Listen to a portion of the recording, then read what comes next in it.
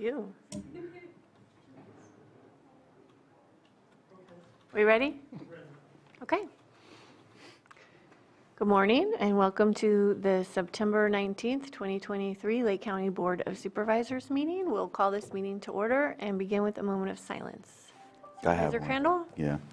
So I want to offer a moment of silence to Kevin Mendez. He's a descendant of Robinson Rancheria Pomo Indians. He grew up on Old Robinson Rancheria, where he eventually graduated from Upper Lake High School. Kevin worked in the lumber mills in his early adulthood, and then also was a very avid fisherman. You'd always find him either at Blue Lakes or Clear Lake, and then eventually you'd find a nice picture of either his limit of trout or a giant bass or catfish. So he leaves behind his beloved children and grandchildren and will be greatly missed. We offer our condolences to his family.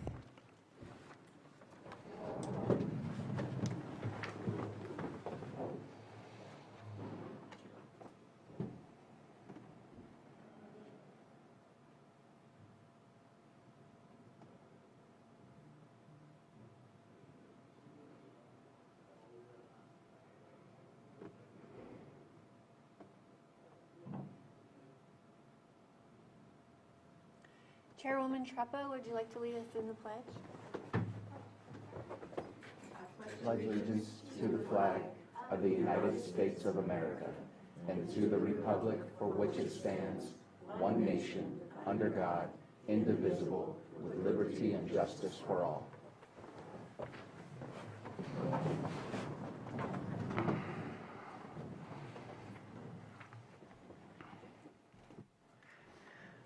Do we have any extra items not appearing on the posted agenda? We do not. Okay. Then we'll move through the approval of the consent. It looks like we are pulling 5-4 for a later date, 5-8 for discussion. Is that right? I think we can open up for discussion, but I believe that it will be pulled for a later date. Or just pulled for a later date? Okay, we'll do that. But I just want to make sure with behavioral health, so let's pull it for discussion. Sure. But I think it needs to wait for a later date. Okay, 5-12. It's pulled by Joan Moss. She's not here, but we'll pull it anyway. 5-19 for discussion today and 5-20 for today. Okay. Anything else? No? Anyone from the public have an item they wish to pull? Okay, I'll bring it back to the board. I'm sorry. I don't know which item it is, but it has to do with the warming shelter. Okay, this, it sounds like you probably, you want to pull the warming shelter item? Yes, please. Okay, so that's 510? That's for the emergency proclamation? Yes. Okay. Can you come up to the, just for the record, just give your name into the microphone and ask that you'd like the item pulled, please? Okay, thank you. Hi, my name is Vicki Jeffers. I stay at the warming shelter, and I have been very grateful to have a bed and a... Okay, I just need you to say to pull it, and then we'll Okay, pull item 510, please. yes, yes, and then we'll come back to it, okay? Okay. Okay, thank you. Okay. So any other items the public wishes to pull from the consent agenda? Not seeing any hands up. Okay, then now I will bring it back Who kept track of all that? here. Thank you.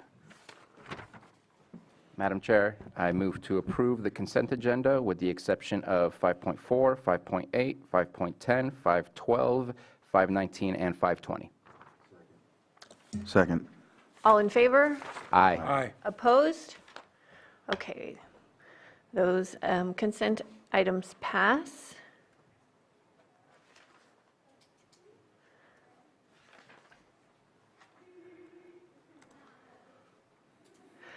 Okay.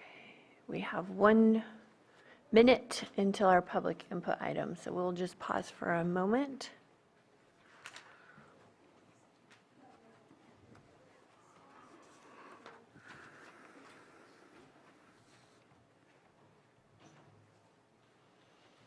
Good morning, everybody.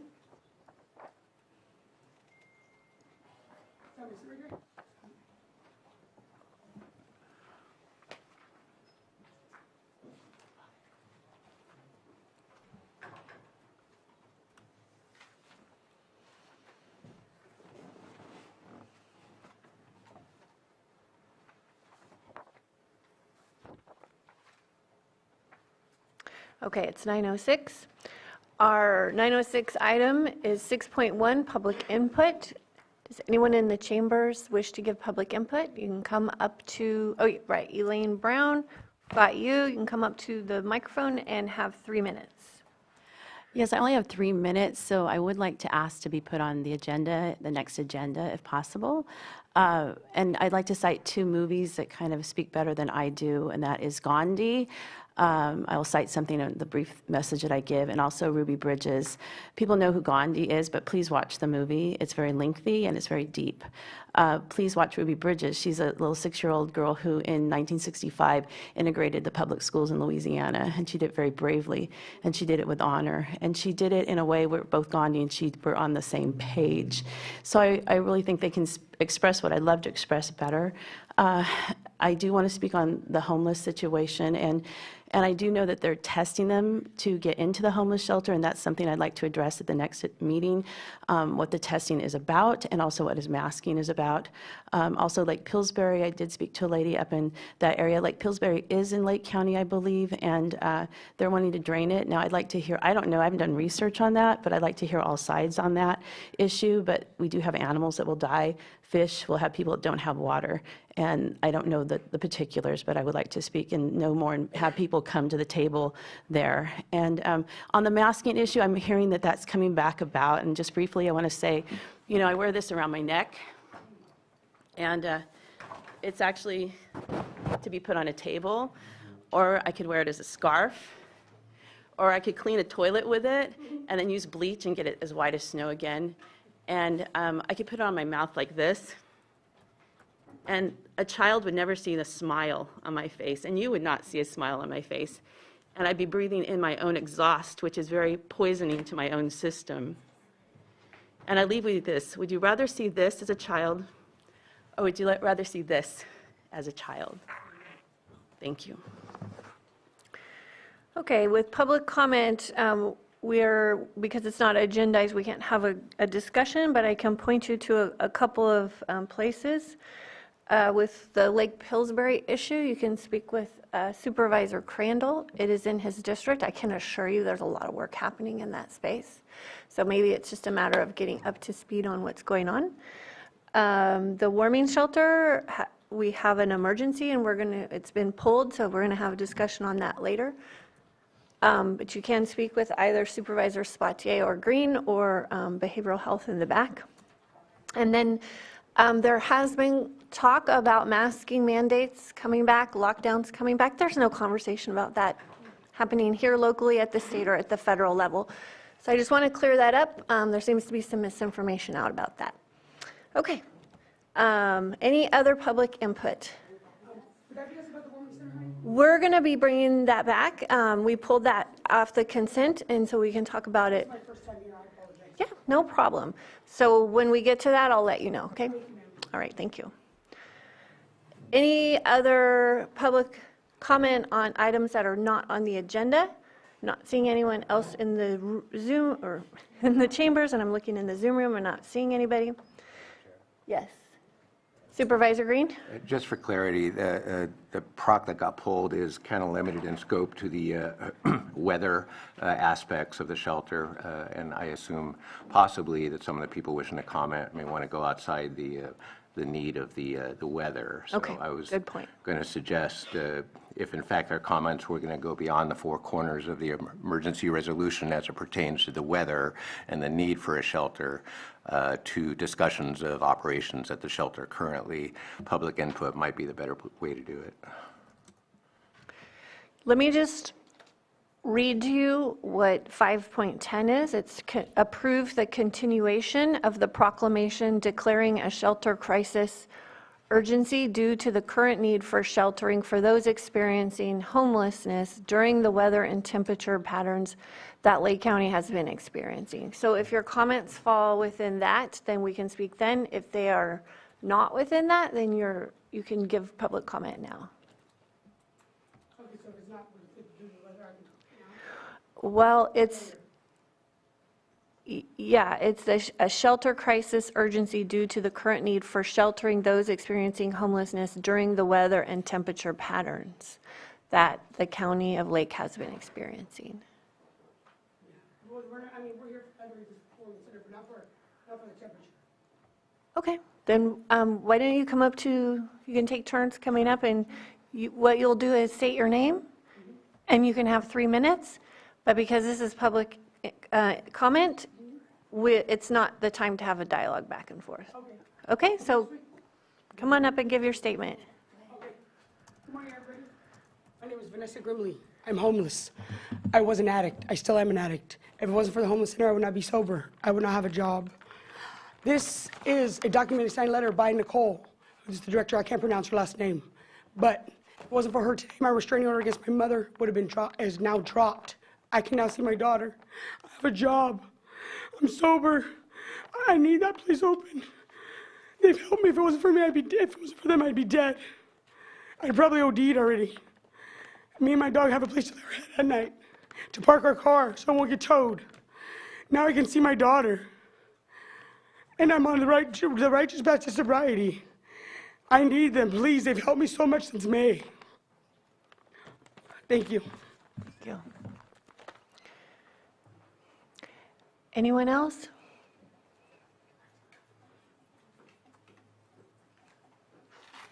Hello, I'm Vicki Jeffers. I stay at the warming shelter. It has afforded me a place to lay my head at night with my dog.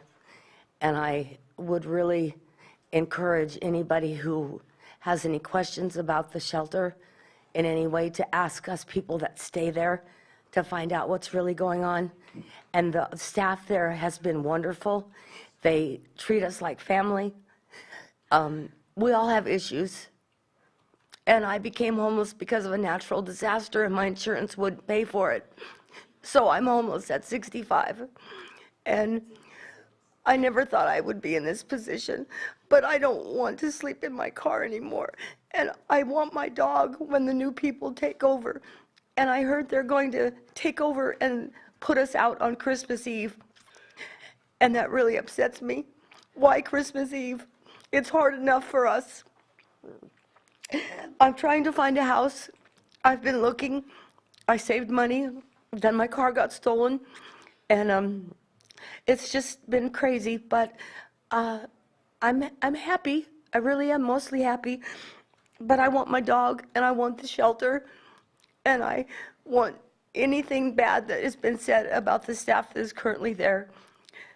You guys need to know they're good people. They have really gone the extra mile for us, and we appreciate it. Thank you very much. Thank you. Okay. Do we have anyone else? I just feel I need to comment on that. There is conversations on what a transition might look like, but nothing has also been approved yet of the next iteration of the shelter. So to have heard that there's a rumor of December 25th, I would say is an absolutely false rumor, and that there is no facts attached to that. Until this board approves that contract, there's no setup or transition that can be put in stone. So there's the possibility of a transition around that timeline, but again, the specifics of how that transition works out, those conversations aren't happening. Go ahead. Yes, ma'am. My name is Michael Wilkinson. I'm here on behalf of the shelter. You know, I became homeless once, and they came to my rescue. And I feel that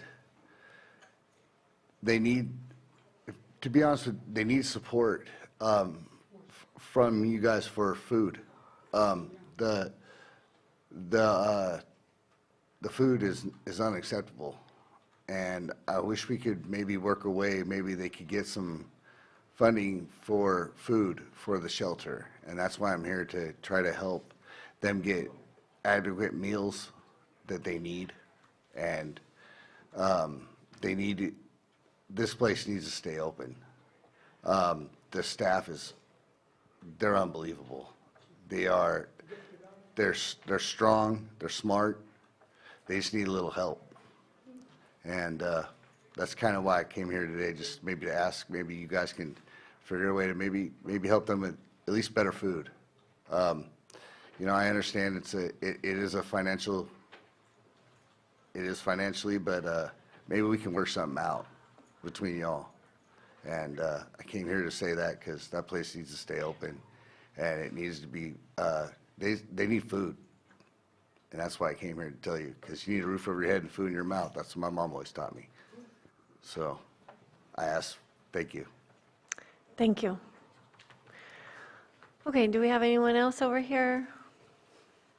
Yes, I'd like to speak to this, and I think there's a misunderstanding about the. Can you give your name again? Oh, yeah, Elaine Brown. Thank you. You know, I was homeless for about 2.5 weeks in my car because I had a dog, and I didn't want to give up my dog. And there's a lot more options if you have your dog, and I'd rather be in my car than have my dog. So we're on the same page. There was a misunderstanding, well, maybe not a misunderstanding. Can you please speak to us? A worker at the, saying that I blew up at her, and I have a witness, I did not blow up. But she was telling me that she's having to buy things out of her own pocket. And then when I countered her on why isn't that being taken out of the funding given, then she said, no, the funding was taking place. I did not blow up at her, which has been said. I'm a teacher. I knew she was lying because another worker who I highly honor there, who is doing a great job, and I didn't know her, told me that he was buying food, bread out of his own pocket. That's a problem. I'm on the same table. I'd like to sit across the table and work this out because I was there. And now there's someone else that was in charge when I was there, and I could only stay 2 hours because the floor was sticky. It was trash on the floor. This is My husband was a correctional officer for San Quentin, and it was far better at San Quentin when I walked in the halls of San Quentin than it was there, and I couldn't stay there for more than 2 hours for the trauma that just being in that room had in the bedroom, not in the common area. Thank you.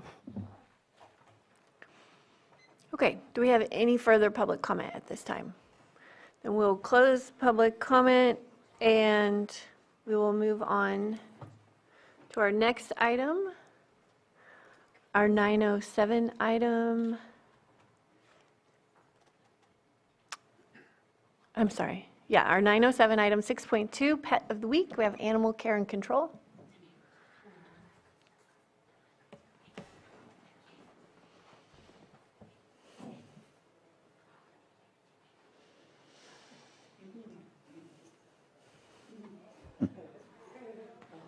Oh.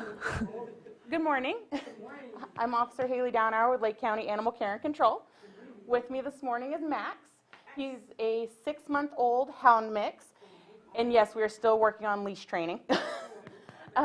He came in as a litter of 3 with his 2 brothers. We still have all 3 of them. We think that any one of them will be great in any home with the right training. And Max is also here as a spokesperson this morning for the rest of the animals that we have in the shelter. We have a lot of young animals right now, and including kittens, and we have a lot of geriatric animals right now. So anybody looking for either some high energy or some low energy is more than welcome to come in and see us at 4949 Hellbush Drive, or they can go ahead and give us a call if they have any questions, 707-263-0278. Oh, thanks for coming and being such a good ambassador, Max. Yeah. Best one yet today. Thanks, guys. Thank you for coming. Hey, 6.4, our 9:09 a.m. item, presentation of proclamation designating the week of September 10th, 2023 through September 16th, 2023 as National Suicide Prevention Week. And we have Supervisor Sabatier for the presentation.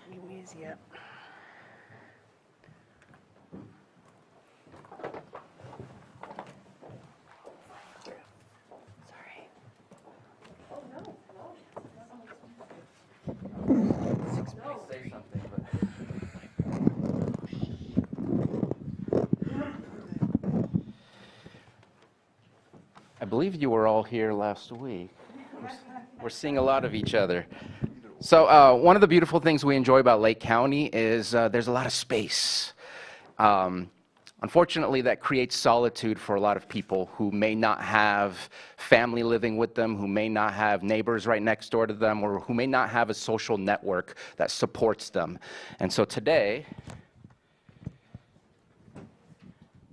we want to make sure to talk about supporting these people who are feeling very down and designating the week of September 10th, 2023 through September 16th, 2023 as National Suicide Prevention Week.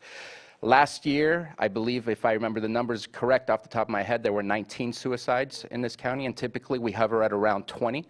And so far this year through August, from the coroner's report I received, we have 12 as of August. So our numbers are unfortunately staying the same. And so reaching out, making sure people are okay, being aware of what to look for is important to make sure that we can save lives and let people know that we care.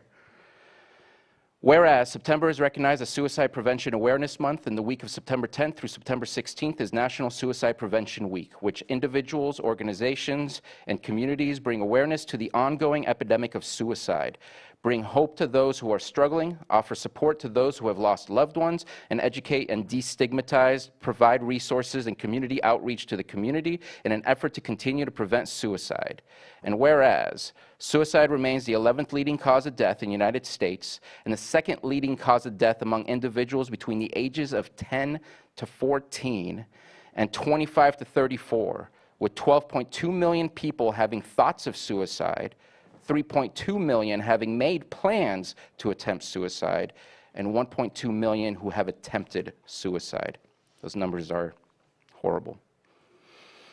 And whereas Lake County has the second highest rate of suicide per capita in California, with 16 confirmed deaths per 100,000 total population by suicide in 2021, and whereas suicide affects everyone regardless of age, ethnicity, or background, and promoting and maintaining individual and community wellness, knowing the signs and symptoms of suicide, and provide adequate services to those in need will continually help in reducing and preventing suicide.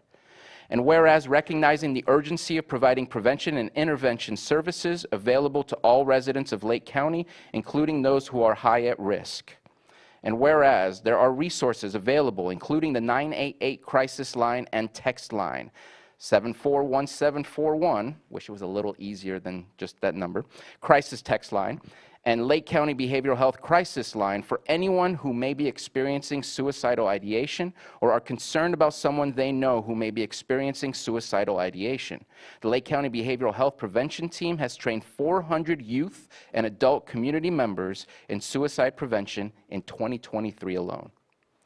And whereas community members are urged to take action for suicide prevention and strive for zero suicides by contacting Lake County Behavioral Health Services for more information regarding suicide prevention and education efforts in and around Lake County.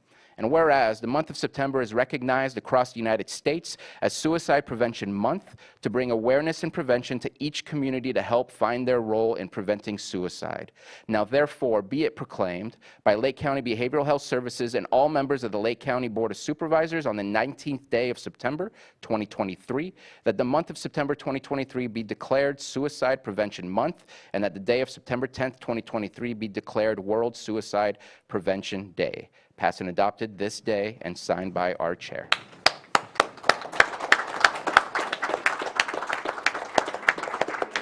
For you.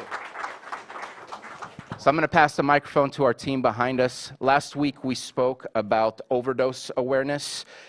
Some of the same people are standing behind me. It's the same kind of touching of people and letting them know that somebody cares, somebody's aware, and somebody wants to see them change their lives and see if we can be a part of that change. So I want to pass the microphone to the next person. I guess I can say something really quick. Good morning, Carrie Manning, Lake County Behavioral Health Services, and I have the honor of being a part of our suicide prevention team.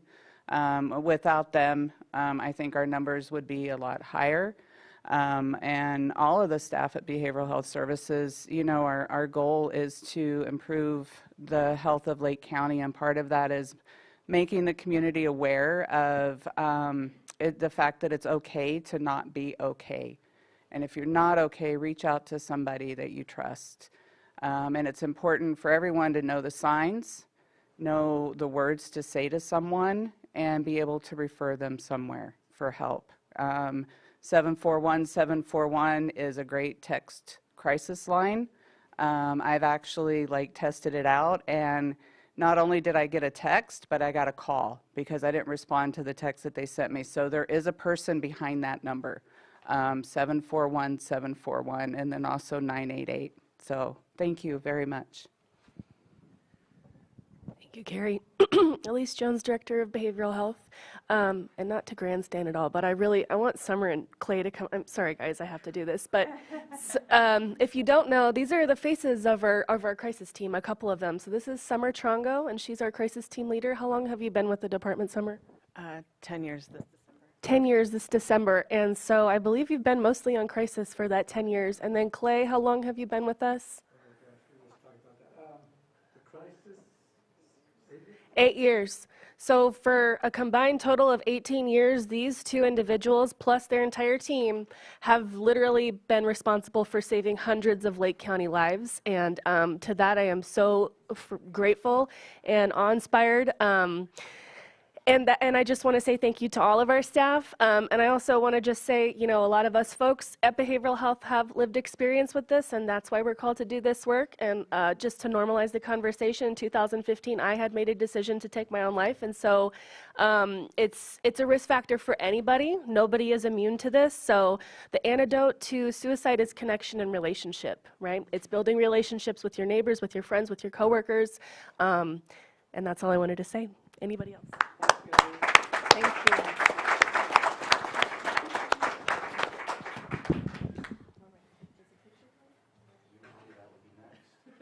Do we have anyone in the chambers who would like to give public comment on this item? You come on up and you can say your name and have 3 minutes.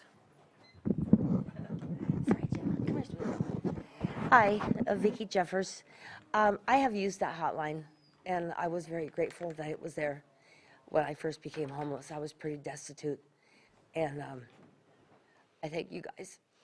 My mom committed suicide, and it's very devastating. It's a very serious emotion to go through your mind, to think that you could spend your last day on earth because you're depressed. And I thank you guys for being there. I think the phone number should be advertised more often so that people will call it and text it. It's very helpful. Thank you. Thank you. Do we have anyone else who wishes to speak on this item? Okay. All right. Go ahead, Sam.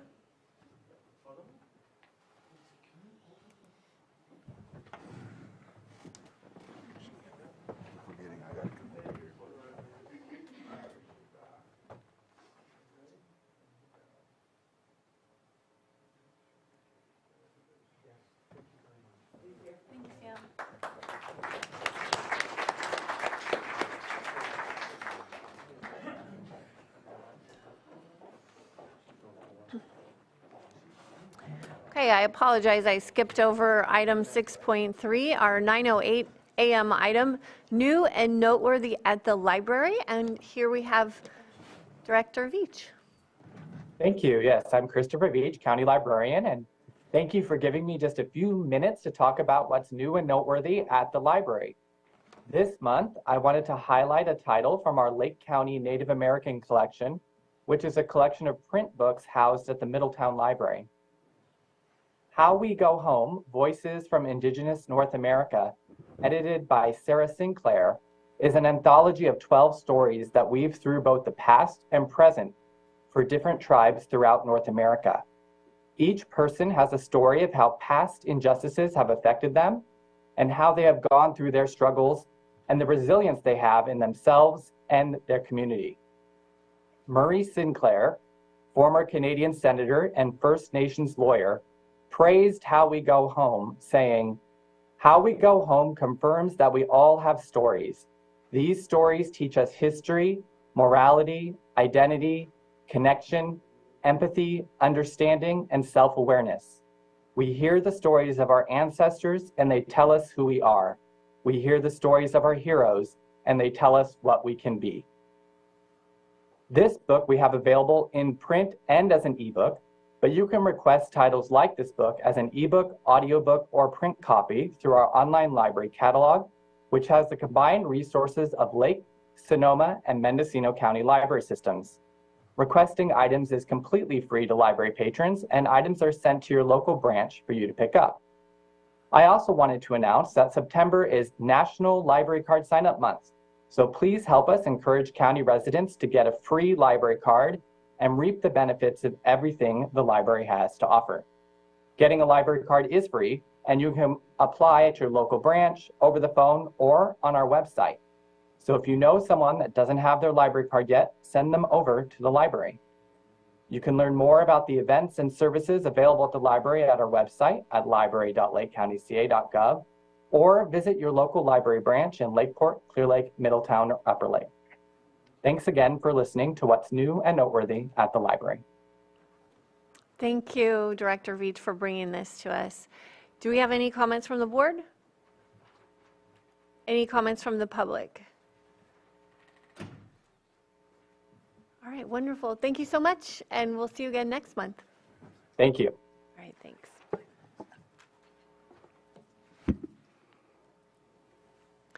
6.5, our 9:10 a.m. item, presentation of proclamation declaring September 22nd, 2023 as Native American Day in Lake County. We have Vice Chair Simon and Supervisor Crandall.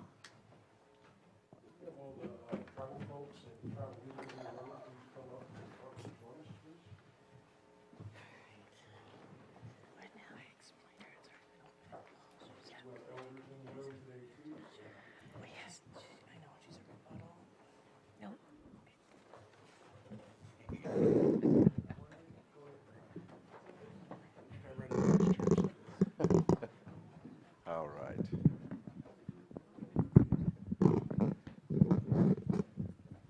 All right. That's everyone. All right. Well, thank you for coming to this while we present this proclamation. This past weekend and then throughout the rest of the month, there's going to be a series of tribes conducting a big time, but that doesn't accentuate who we are. We're businessmen, businesswomen, politicians. We also are mechanics, lawyers. You know, there's doctors, and so there's everyday Native American folks from Lake County. Come on up. And so, and not just in Lake County, but everywhere. But I highlight this because a lot of times when people think about us, and I was talking to my dear friend yesterday, they think of those things. They think of our regalia for ceremony and things of that nature, but we're also other, other professionals as well. So I wanted to highlight that and read this proclamation forward from here. So, this proclamation declares September 22nd, 2023 Native American Day in Lake County, California. Whereas Lake County has been home to people for greater than 12,000 years, which I think has been determined 22,000 years now, but in the richly diverse cultures of the 7 tribal nations indigenous to Lake County, Middletown Rancheria of Pomo Indians of California, Khoi Nation of Northern California, Big Valley Band of Pomo Indians, Scotts Valley Band of Pomo Indians, Habematalo Pomo of the Upper Lake, Robinson Rancheria of Pomo Indians of California, and Elam Indian Colony have informed every aspect of our community's history, and whereas Native Americans have helped to make our community stronger and more prosperous, and whereas we celebrate the richness of the county's unique tribal history and traditions and the impact Native American cultures have had upon every American. And whereas in 2019, our board took the historic step of declaring each second Monday in October as Indigenous Peoples Day in Lake County, an affirmation of our commitment to honoring this unique and powerful local history, and whereas Lake County is committed to protecting the sovereign right of Native American tribal organizations and institutions to strengthen our own communities, and whereas in observation of Native American Day, the County of Lake encourages all citizens to join in recognizing the accomplishments and contributions Native Americans have made to our county, and salutes those who have sought to honor the important role of tribal leadership in our county past present and future. Now therefore be it proclaimed that the Lake County Board of Supervisors declares Friday, September 22nd, 2023 Native American Day in Lake County, California, passed and adopted this 19th of September 2023. Signed, Jessica Pyska, Chair of the Board of Supervisors.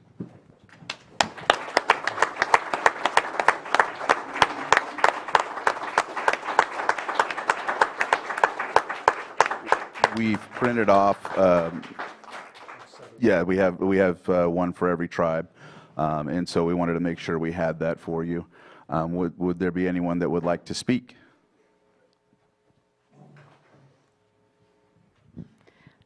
Thank you. On behalf of the Hebemato Pomo of Upper Lake, we appreciate this acknowledgement of our tribe.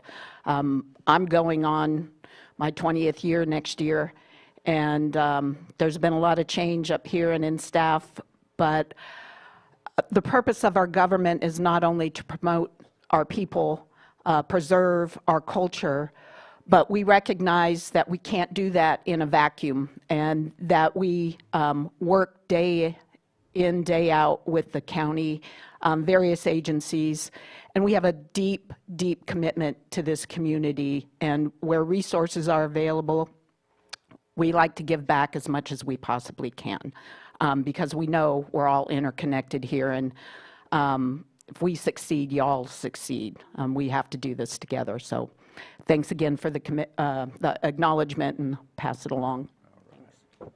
Thank you, Chairwoman Treppa.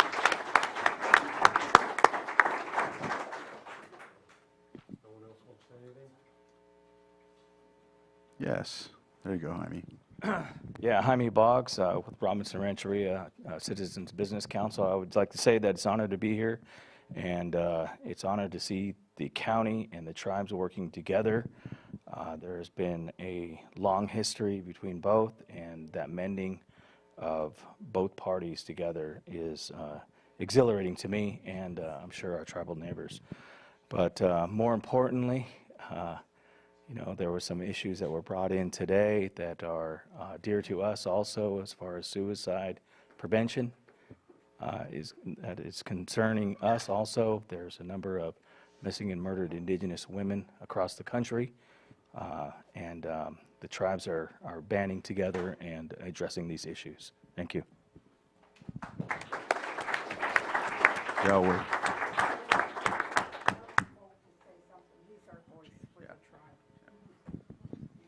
Thank you. When an elder speaks, you listen, obviously. Very proud to do this proclamation today.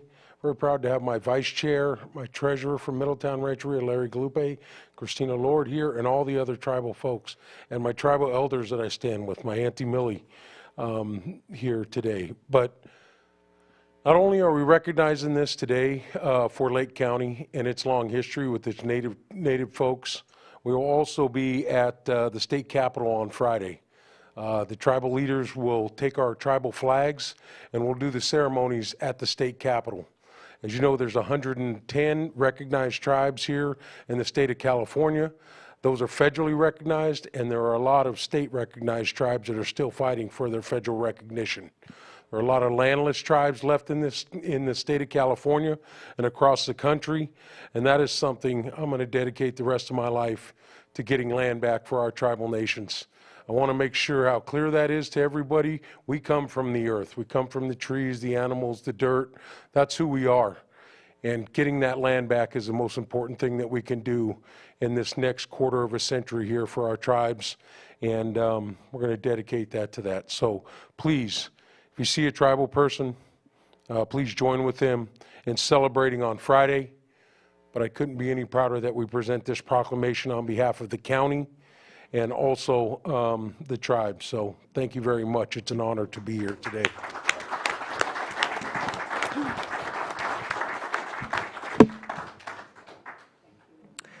And I want to thank all of you for making the trip in today for this proclamation, and for the two supervisors for bringing this to us. It's an honor to have you here, to be working with you together. We have so many things to work towards together. Climate change is the biggest issue that faces all of us, and I know that we're doing a lot together to co-manage as a region, and I'm just so honored to have you as partners with that work. It's so critically important, so thank you for being here.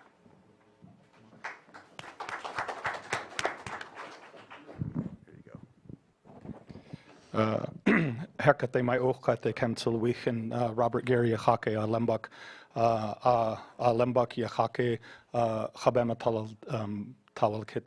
How are you today? My name is Robert Gary. I'm from Alem and I work for Habematol. Today, I just it's I'm honored to be here today. I think in this acknowledgement, but I also have a question. What does this mean? What does this mean to be able to have or establish a good relationship with the county? Just like, the board is talking about establishing, working together, acknowledging and also educating, I think, about the tribal communities that are within the area. In 1968 is when Governor Reagan actually established Native American Day, the fourth Friday in '68.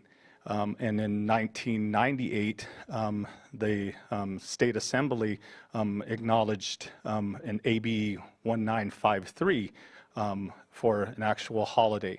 As I was growing up during this time, we all still got together during that time because of that acknowledgement. As a young boy, I used to go out to Sacramento, and the tribes would get together, and we'd all dance at Cal Expo there. It was acknowledged by the state. Just like Supervisor said, at the state this Friday, all the tribes get together. So my question again is, what does this mean? And so I think what, for me, is now looking at to be able to work together to establish something here for Lake County, to make sure that maybe, an advisory committee of Native Americans from the different tribes to be able to work, I think, with the county in acknowledging or having something here for that acknowledgement during that time, not just a proclamation to go through and not have any kind of education or any knowledge that happens within this county. This county is unique because it has so many tribes in one location, a lot of shared territories, world-renowned basket weavers.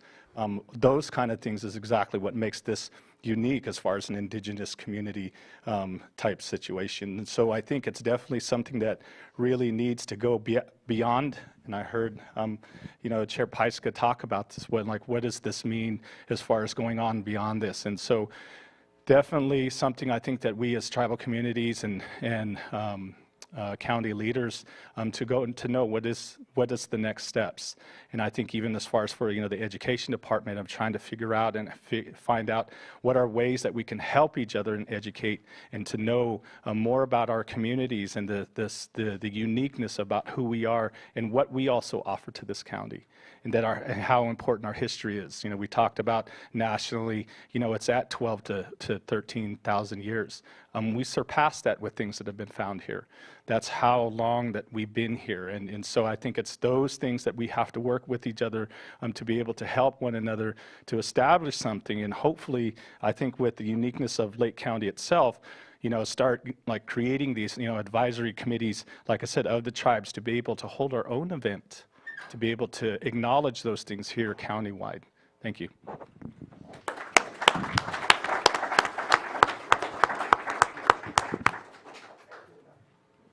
All right. Any other?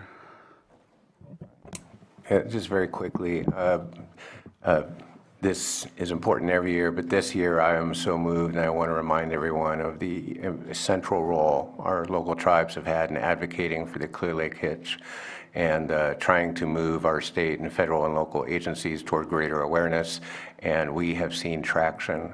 They're not just the first residents of these lands, they're the first stewards of the lands and waters, and it's only through the voices of our local tribes that we have been able to make any tangible progress this year toward a long-term solution that will help balance the interests of our local communities and be good stewards of the lands and the waters. And I'm very thankful for our tribes. I would give these props to the EPAs. if it were up to me, but it's not. So I just want to share with the council members here today that of all the things that speak to me this year, it is the voices of the tribes that have risen in unison to get the attention of the state and the federal and the local agencies, and may this continue in future years. Yes, so, and now we've got members of the public. Would you like to come up and speak? Can I speak first real quick? Oh, sure, go ahead. Just a follow-up to what was mentioned about what's going to happen in Sacramento and each tribe also bringing their flag. I know I did have a conversation with Supervisor Simon about this and hoping that next year we can do this. We have the ability to put up flags next to the American flag and the California flag. We have to do so through approval through such a thing as a proclamation like today. I know that there are 7 tribes. I don't know how that would work with one flag available, if it's on a rotating basis, if there's something we can make that represents all. But I hope that that conversation can continue so that next year we don't just show it in the board chamber, but we show it out in the public that we are doing this proclamation, because I think it's important to not just have it involved here or on virtually in Zoom, but that it's expressed very, very publicly. So I hope that that conversation can bring us something like that next year. Okay, go ahead. My name is Richard Okino. I'm from the community. I'm a Choctaw Native American, and what you guys shared today I think is essential, as well as with what you shared, Ms. Pasaika. One thing I think that we should concentrate on is getting some type of Native American studies course into the high schools. We have, and whether that be somebody from each tribe coming in and teaching it, collaborating with the teacher, or I know that many of you guys are educated.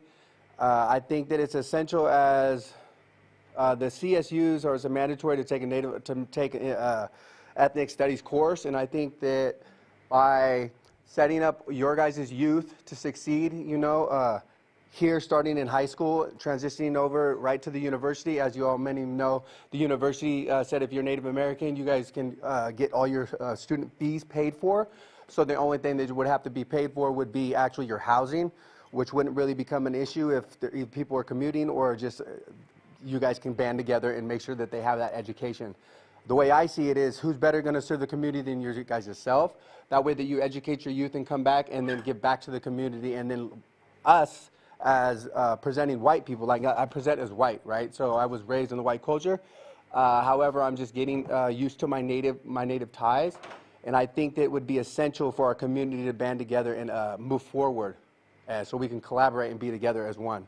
But I'm really, really advocate for Native American Studies in the high school. I know that Rose Steele was trying to get somebody in there, and I think that that is essential, whether it be somebody going to get the degree so they can actually teach these courses, or however that may be, but communicating together so we all can move together and collaborate as one.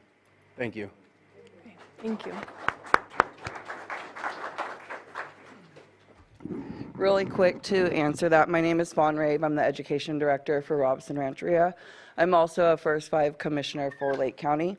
I have worked with LCOE for the past 5 years on a curriculum. Upper Lake Union School District has put that in, and it's the choice of the teachers right now. But we are currently working with LCOE, and we are reaching out to tribes. We do have some reps, I think, from all the tribes right now. If anybody else from the tribes is interested, contact me. The state of California has made it mandatory. In 2025, ninth graders will have to take an ethnic studies class. And it is the county's choice whether they just go with the curriculum that the state puts out, which they are asking tribals help with that, or our county has chose to include the history of our local tribes in that ethnic studies. So.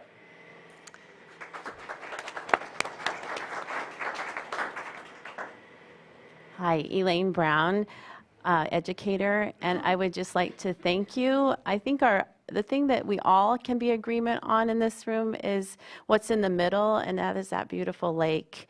And I'm only recently acquired this area, knowledge of this area about 2 years ago, and I've seen 2 summers where it was a low lake, and this summer with lots of water. And it's been such a beautiful thing to see such things thriving now.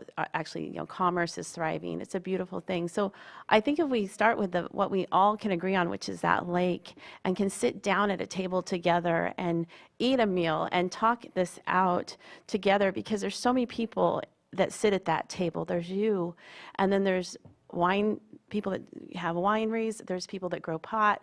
There's all different feelings that come to our minds when we hear those words. And the thing is, I know there's a Jewish tradition, if we sit at a table and eat, that we're calling ourselves to be friends, and then we leave that table and we can be still friends, even though we don't agree on the same issues, but we can come to that commonality.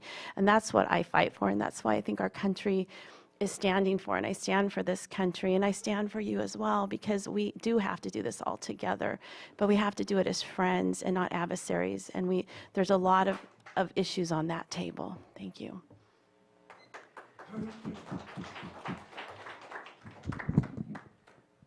I'd just end with a couple more things.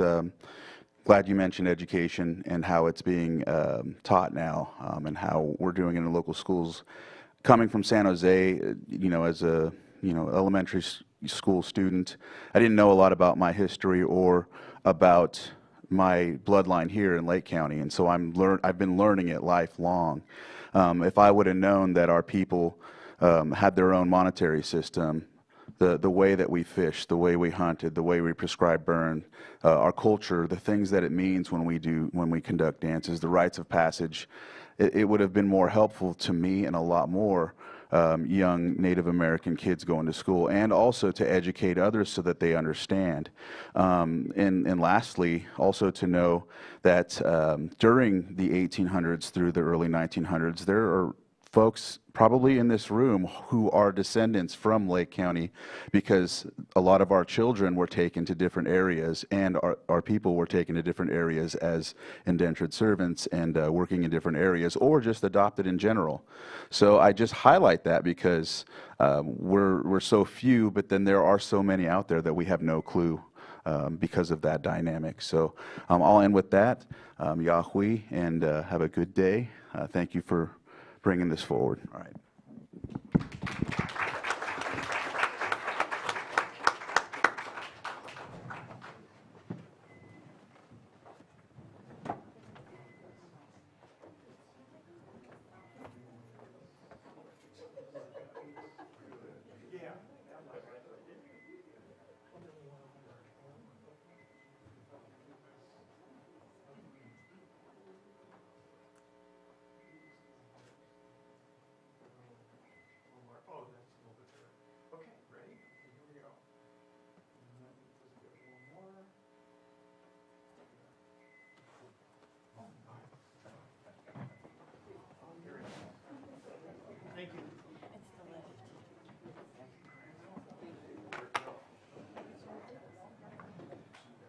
Today was the day to do it.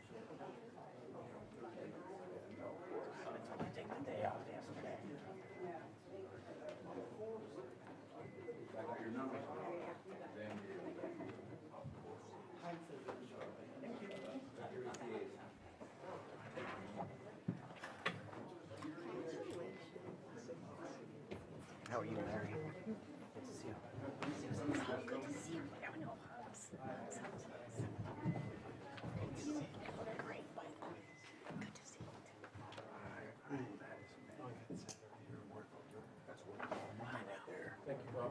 Thank you, Brock.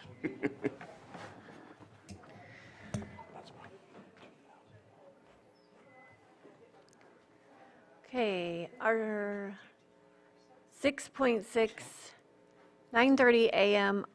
hearing, consideration of requested hearing appeal by Richard Saunders for a notice of nuisance and order to abate issued against 15892 Kugelman Street, Lower Lake, APN number 012-025-860. And we have our Community Development Director up here, Turner, and Code Enforcement.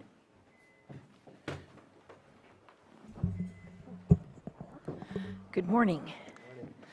We We have before you today a request for hearing, which is an appeal on a notice of nuisance in order to abate that was issued on Kugelman Street in Lower Lake. I will turn it over to our code enforcement manager, Marcus Beltramo. We also do have the code enforcement officer here. And I think we get sworn in for this, don't we? Now we've got to swear everybody in. Just letting her introduce. Can I say something? We're going to have everybody that is going to give testimony in this appeal stand up and raise your right hand, and we're going to have you all be sworn in for this. We've got some folks in the back. I just want to see if there's anyone in the Zoom room who will also be participating in this hearing. You also need to swear in.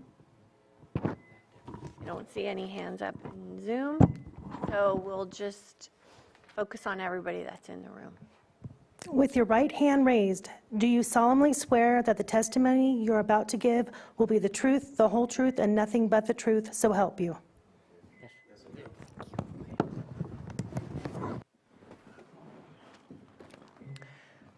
Well, we'll start with the introduction from code enforcement, and then we'll give you your opportunity.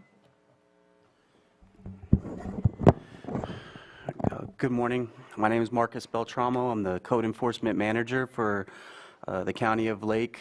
Today we are here to hear a request for hearing and appeal for 15892 Kugelman Street in Lower Lake, California.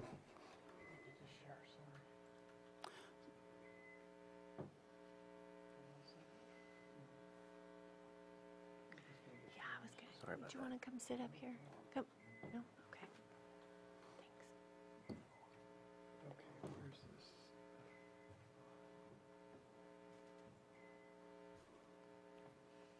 Here we go. All right. Thanks, Sam. Thanks. All right. I think it's that one. All right. And I'm also accompanied here today by the lead code enforcement officer, Christopher Colin, who can testify or answer any questions that the board may have regarding this investigation and this situation. The appellant here today is, the appellant for this matter is Richard Saunders. I believe Mr. Saunders is here today, present today. As always, we always give the property details or the context here. The zoning designation is SR Suburban Reserve. It's about 0.66 acres. The property owner is a Patricia Hernandez. I believe she's present here today as well. And we always give a map to give context of where the property is located. The property is highlighted on towards the upper left corner there. It is off Highway 53 in Lower Lake, California. Mr. Saunders made a request for a hearing. It's difficult to read. I would like to read it into the record, but I cannot make out all the words, so I'll do my best to read his request for a hearing.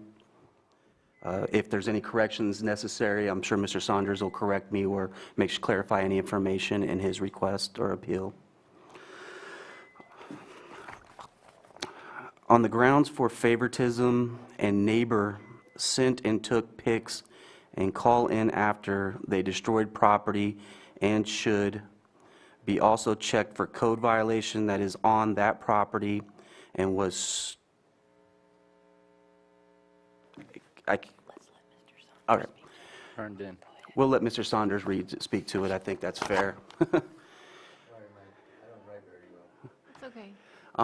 What I can do is give you a summation of what the issues were, appellant's reasons for why the property is in violation, is not in violation, favoritism towards neighboring property, septic tank not legal, neighboring property foundation not permanent, neighboring property leach lines, no impact test, too close to property lines, neighboring property water lines run next leach lines, neighboring property house not level, neighboring property power pole was not signed off before installation, neighboring property, no real inspections performed. On July 25th, we executed an inspection warrant to understand the extent and the scope of the violations existing on the property. This is a panoramic photo of what the property looks like from a public vantage point. No public. That's a private easement. No Okay, public. let's give them their opportunity to speak. My and backyard. You'll have an opportunity when we're done, okay? Thank you. Here are the photos that we took while we were on site at that location.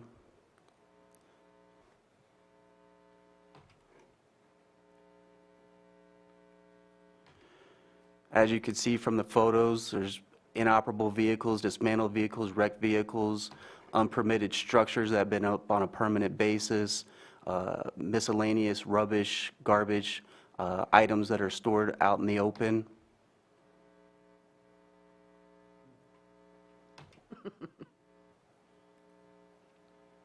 There's one of those spots. Yeah, I understand. After we conducted our inspection work, we determined there were violations existing on the property. We reduced those violations to writing in the form of a notice of nuisance in order to abate. Yeah, extension cord. We cited 27 violations of the Lake County Code. I'll try to be brief and I'll go over them unless...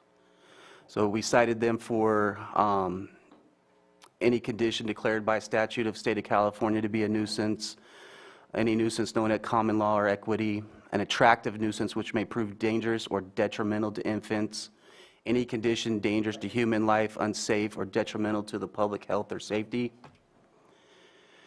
Use of lands, buildings, or premises established, operated, or maintained contrary to the provisions of Chapter 13, 5, 9, 21. Chapter 21, the specific violation is that there are structures that are being occupied and used for residential purposes that do not meet minimum residential construction standards. Outdoor storage in any district shall be maintained in an orderly manner and shall not create a fire, safety, health, or sanitary hazard. Outdoor storage of materials on parcels of 1 acre or less shall not exceed an aggregate area of 100 square feet per lot. Open outdoor storage shall be completely screened from public view from all exterior property lines and any public roadway within 1/2 mile of the pinned storage area. There shall be no outdoor storage in any required front yard in the case of an interior lot or required side street in the setback. Can you please refrain from speaking until it's your time? And if you'd like to have a seat, you can come back up to the microphone during that time, okay? Yeah, I just don't like the lies. You'll have your opportunity, but I need you to remain silent while he's giving his testimony. Thank you. We cited sections of the Chapter 5 of the Lake County Code, which adopted the California Fire Code for open junction boxes, open wiring, splices shall be prohibited. All coverage shall be provided for all switch and electrical outlet boxes. Extension cords shall not be a substitute for permanent wiring. There were extension cords throughout, all over the property. Okay, would you please have a seat? I didn't say nothing. You're making noise in the microphone and we're trying to hear his testimony, so I need you to just have a seat and I'll invite you back up. They're not my boss. I need you to sit down while we're hearing this testimony, and you'll have an opportunity to come back and give your side once he's finished. I will invite you back up, but I need you to sit down. Then we're not going to move forward. I don't want to. I don't want to.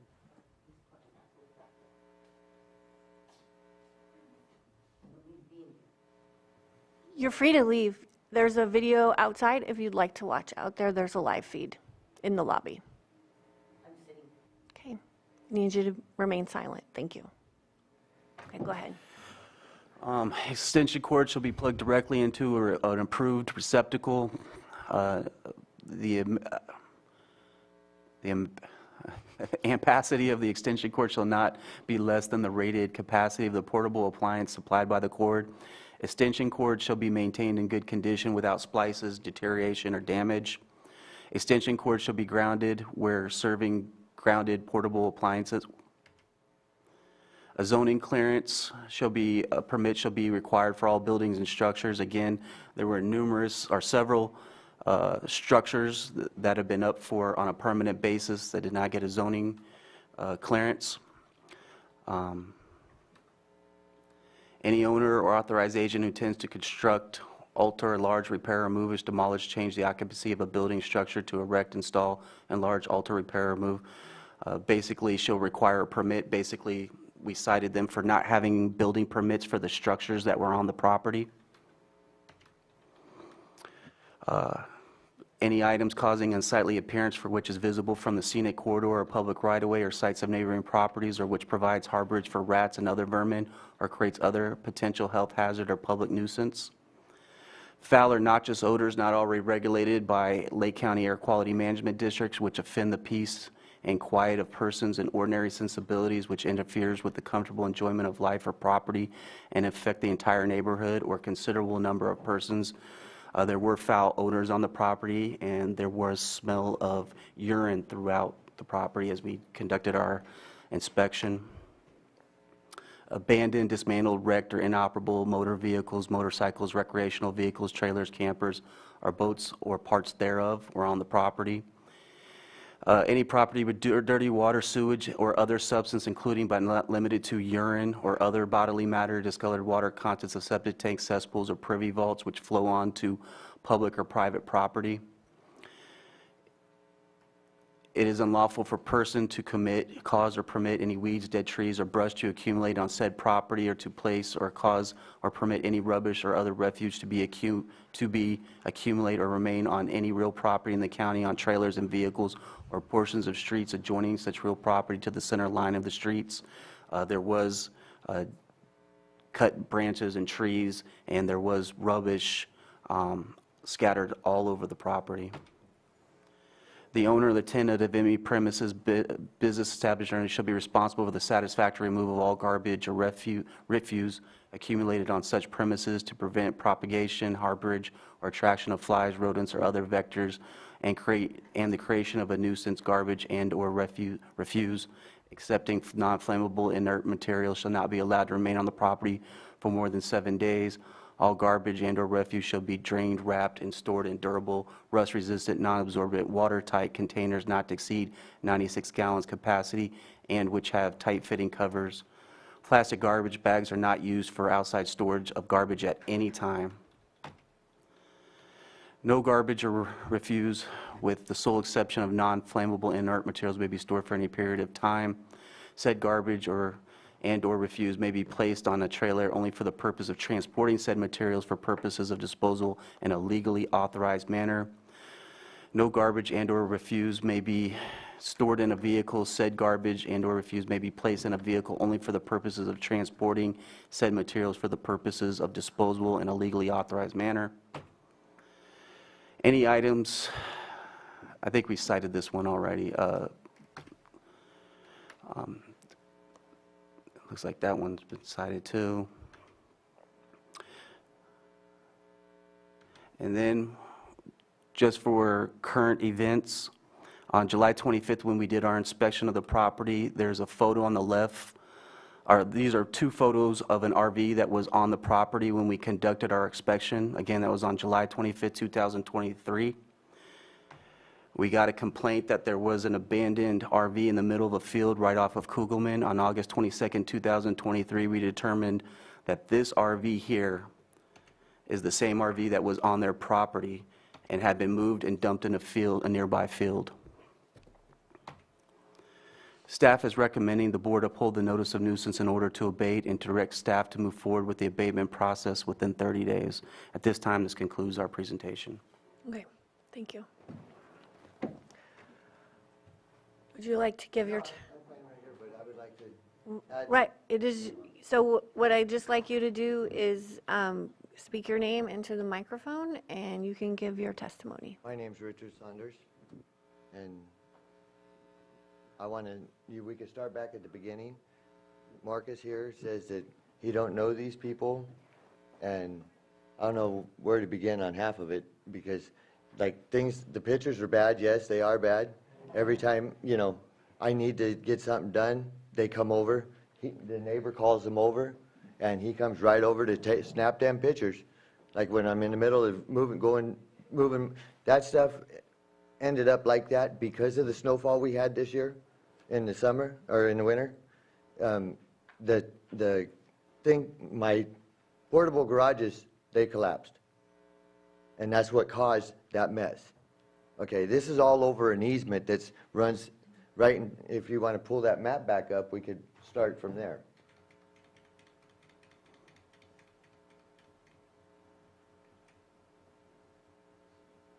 This is all for the neighbors to put their personal driveway on an easement and block me out of having to park down there, okay?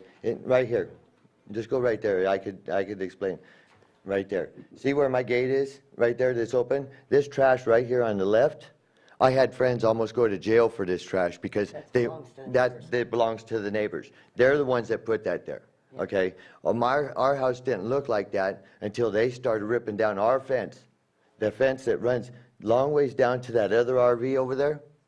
They want to shove our property back like more than 10 feet. Okay, that's an easement right there where that person's standing, and that's an easement. Okay, whether he supposedly owns it or not, that has a deed of its own. It shouldn't have an APN number on it now. All this paperwork has changed. Her property has changed due to. The APN number you said? Sorry, say your name into the microphone? Your name. And I'm Patricia Hernandez. I'm the owner of the property with my husband Salome. The APN number that you said has been changed without my acknowledge. I have 2 APN numbers for 2 properties. And it's been changed behind my back without my permission to that 1 PN number, which is not legal. That is illegal to do. My husband is mad about that. And Our loan has the 2 numbers. Everything we pay has 2 numbers. I pay taxes on 2 properties. I don't pay taxes. Do we have a parcel map? Can we pull up a parcel map A parcel, I to don't, show the APN? so if I might comment on There's that. a line. Wait, hold on. Okay. That one, where the blue goes out to the other side, that angle, It's right here where the red line is. where the line is, it's supposed to go through there, and one APN is 061, and the other one is 056. Okay, but that's your parcel that's got Those the are blue. my parcels. Yeah, that's And- one of them. Okay, and that's where that the comes out No. right there. the blue, He is on that property, this neighbor back there, and he's trying to go more, okay, but more. the parcel where the abatement occurred is on that. So we didn't conduct an It ha- abatement, we did an inspection. Okay. What we're doing here today is that we have a notice of nuisance, a pending Okay. notice of nuisance in order to abate, and depending on the outcome, we'll determine if we move forward with the abatement. And my theory of the whole thing is, anytime he wants something done, he comes to my house, okay? And disrupts me by telling me, You live This- on the same, yes, I do. I live You in live- the same house. in the same house. And that is the parcel with the blue line around it. Yes. And that is what where it is- what it all is- of this refuse and Is all it's coming- all there. Right. Okay. And see, And it's a wait serious a health and minute. safety concern that we. It don't even look like that now. No. Okay, it's but already- what it is they have a restraining order against me because they ripped down my fence, and I told them I was going to shoot them if they, that's why they got it. They ripped it down 17 times. They cost me money. They do whatever they want to do. And Okay, the sheriffs and never do sheriffs don't- anything to these people The- back here. when That I- she put a gun on my Okay, grandson. but this is separate, these are Right, separate right, issues from what we're talking But about no, today. It's all That's all combined into combined. one. Except that we, And he's involved in it, and I He's helping know them try to he's- steal my property is what he's doing. okay. Because Now, you mentioned the assessor's condition of your office has property no doesn't, jurisdiction to change APN the numbers. assessor's not in here today. Yeah, Well, but they're supposed to be here according to the paper. Okay. Everybody had because problems. Ryan at the assessor's office takes it upon himself to change. Okay, I'm going to stop you about, the- we're not talking about the parcel numbers. We're talking about the abatement and the amount of garbage and Okay, all the code right, violations okay. on the property that's outlined in blue.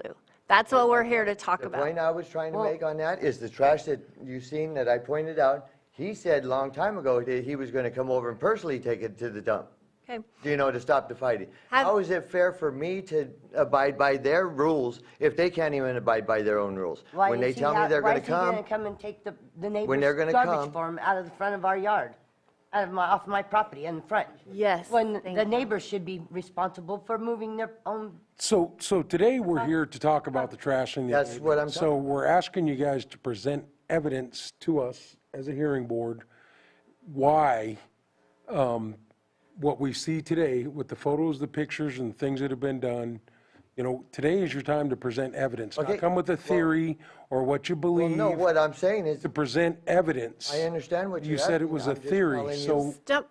Let him So finish. I don't know this is your opportunity I'm to showing- present evidence why the property looks like it does, what you're attempting to do to clean it up, or something in that effect, so we don't need to move forward with the abatement, it's and then to go from there. changed.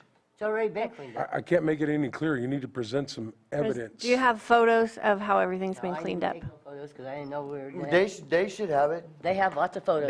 They film us take 24 pictures- hours a day. Take pictures all the time. Okay, so I'm going to ask you one more time. Do you have any evidence to present? Well, if it's against the trash, no. But Okay. it's, like I It's- said, this- I that's don't what have this it. is about. I don't have it. It's I been- have what's, There's been a lot of vehicles removed. The everything's camper changed. got stolen. I don't know where they took it. They took it down the street, it been dumped. Don't know. I was in jail. He wasn't even here. I'm just answering the questions that you asked me, why, he's reading the thing, I'm telling you the statements on everything that's going on. Okay, so we're seeing evidence of the violations? Well- And it doesn't, Because I have pictures, lots of pictures on my phone. I have paperwork, All we have is the map that shows the same map, that shows my parcel. I have a grant But it's deed. all over- it's I all have over the that. original grant deed that easement belongs to the county, does not belong to the neighbor. okay. Then I have- if you have no evidence to present, I'm going to ask anyone else for their testimony right now. It's cleaned up. It's all cleaned up. It's pretty Has it much been cleaned up. inspected lately? When was the last time it was inspected? Do you want to come up and, come on up. Our code officer, Christopher Colon, would be the best one to testify to our answer. Christopher, come over to the microphone, please. Or you can come up and sit here if you'd like, wherever. Good So when afternoon. was the last time you were out there? Good afternoon. My name is Christopher Cullen. I'm code enforcement officer with the County of Lake. I haven't been out there prior to their appeal. Okay. So whenever the date of that appeal was, I was out there prior. Okay, thank you. And it was getting cleaned up then, was it not? Yeah, the cars were gone. I Some of didn't the see cars are anything gone. change. The only thing, the only change that was made is we had a 24-hour or a 48-hour summary abatement notice for some electrical hazards, fire hazards that were in place. They did clean up those, the extension cords, outlet boxes, and so forth. But other than that, there wasn't much else that was cleaned up. Okay, thank you. I'm going to ask, I know we have some other people that stood. Would you like to come up and give testimony? And maybe you could step aside away from the microphone and we can hear from Who's that guy? the other individuals. Come up to the microphone and Never seen that guy before. state your name. My name is Bill Stone, and I'm a recent property owner. I bought a house next to this place over there, and it's actually worse than the pictures are. My main concerns are fire, as everybody in Lake County is concerned about fire. My fire insurance is through the roof, as you guys all know. Another big concern is contaminating my well by human waste, and the age of the vehicles, they're all probably leaking oil, transmission fluid, rear end, all kinds of fluids are leaking out of 30, 40-year-old cars. And I live in Lake County because it's beautiful and I love it here. And I want you to deny this appeal and get this pigsty cleaned up, please. Okay, thank you. Do we have anyone else with testimony? I got the statement. Just a moment. Anyone else? Come on up.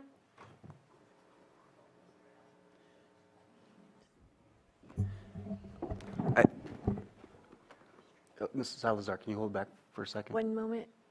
I think it's probably a safety issue that Mr. Salazar be given enough space to speak. And there's been a lot of contention back and forth, and I think for safety purposes, we'd like to ask Mr. Saunders and Ms. Hernandez to step away so Mr. Salazar. Have a seat, please. Thank you. Thank you. All right, come on up.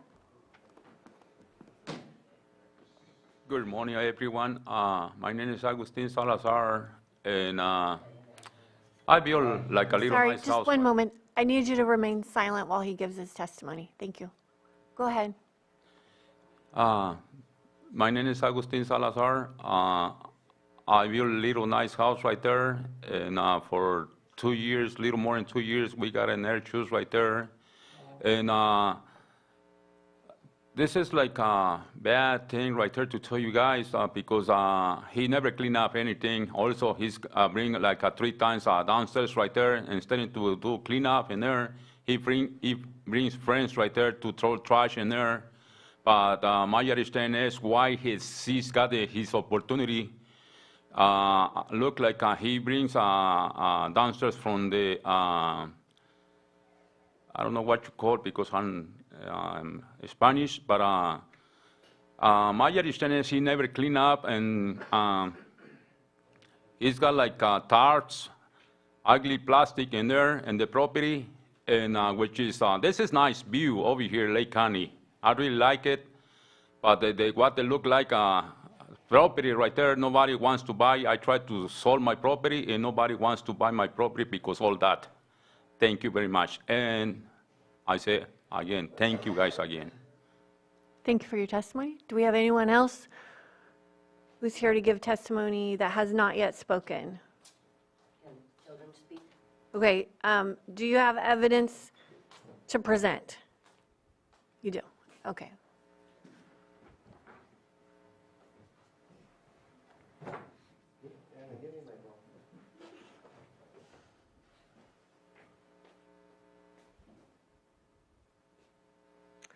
Okay, what's this a picture of?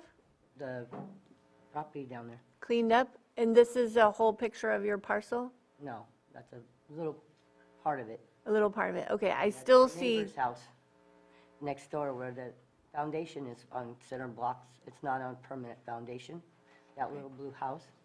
And he's not even supposed to be having it for sale. okay. It's Can a- you just the show the lot- rest of the board?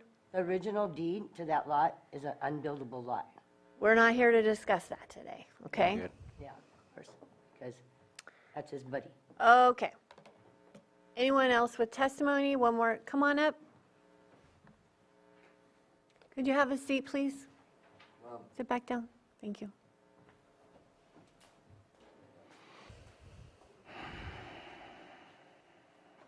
Good morning. My name is Daniel Salazar. I'm son of Augustine Salazar.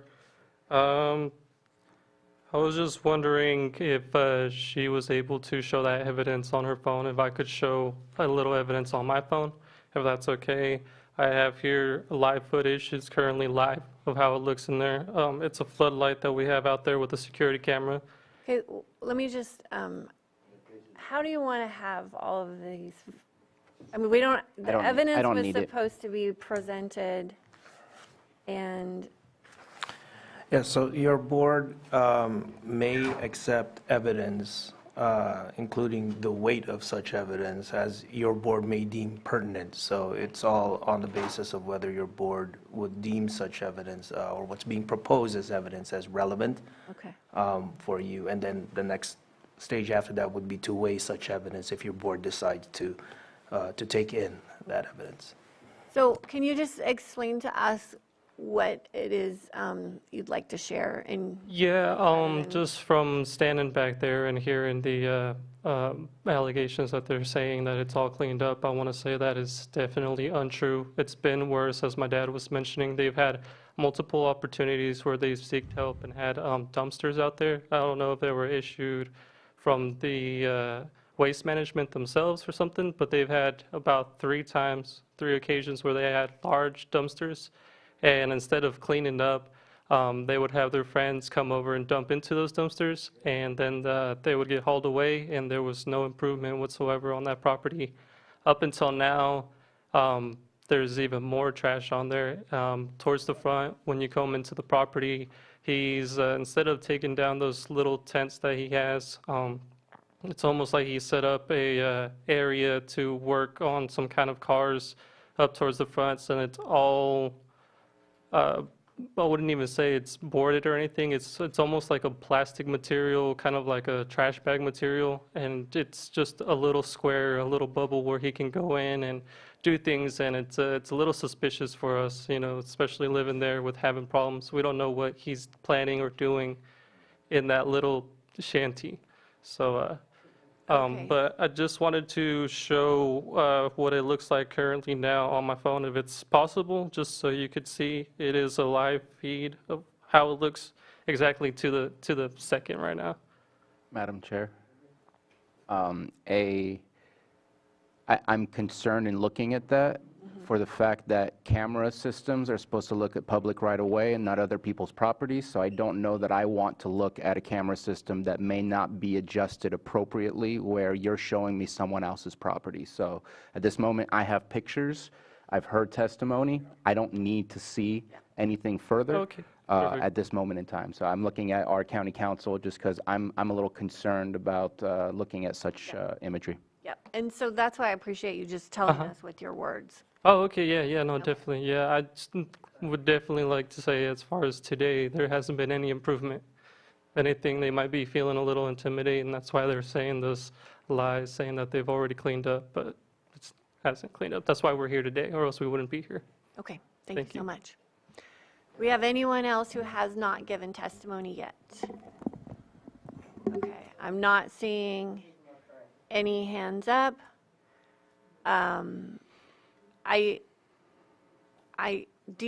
We're not looking at any more of your pictures. What we do want to know is your test.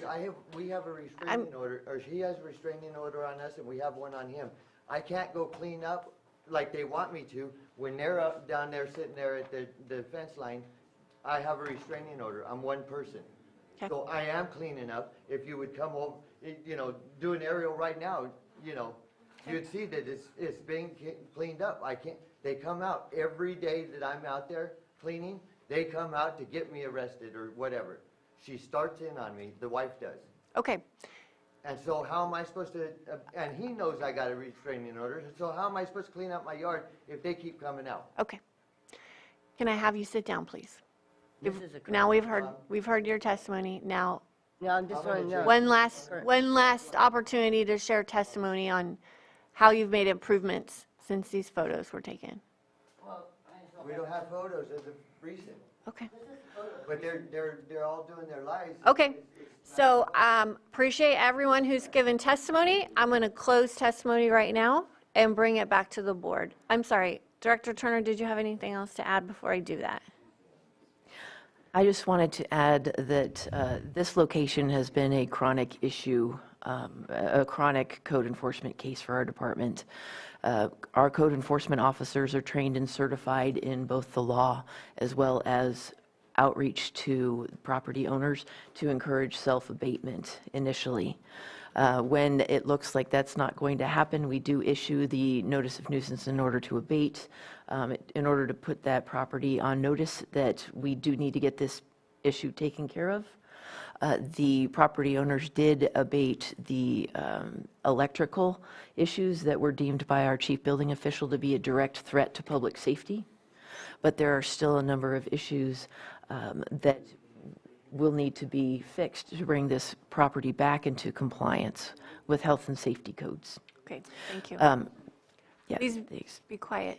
Please be silent. Your turn is over. Thank you. So staff does recommend. No, I'm staff sorry, does you're being recommend. disruptive and you need to sit down and be silent. Staff does request that the board uphold the notice of nuisance in order to abate and also assign an abatement date that is within a time period that is deemed reasonable by the board. Okay. Thank you. Thank you, Director Turner. And now I'll bring it back to the board. Let's see. I don't know who had their pen up first. I think it was Supervisor Green. Go ahead, Supervisor Green. Just a couple of questions. If we were to accept evidence regarding the current state of the property, I would prefer it come from our Ma'am, do you need to sworn leave the staff. room? So I'm not inclined to accept the partial photograph of part of the site step out. proffered by the appellant. As Supervisor Green, one moment. You are finished. We're finished.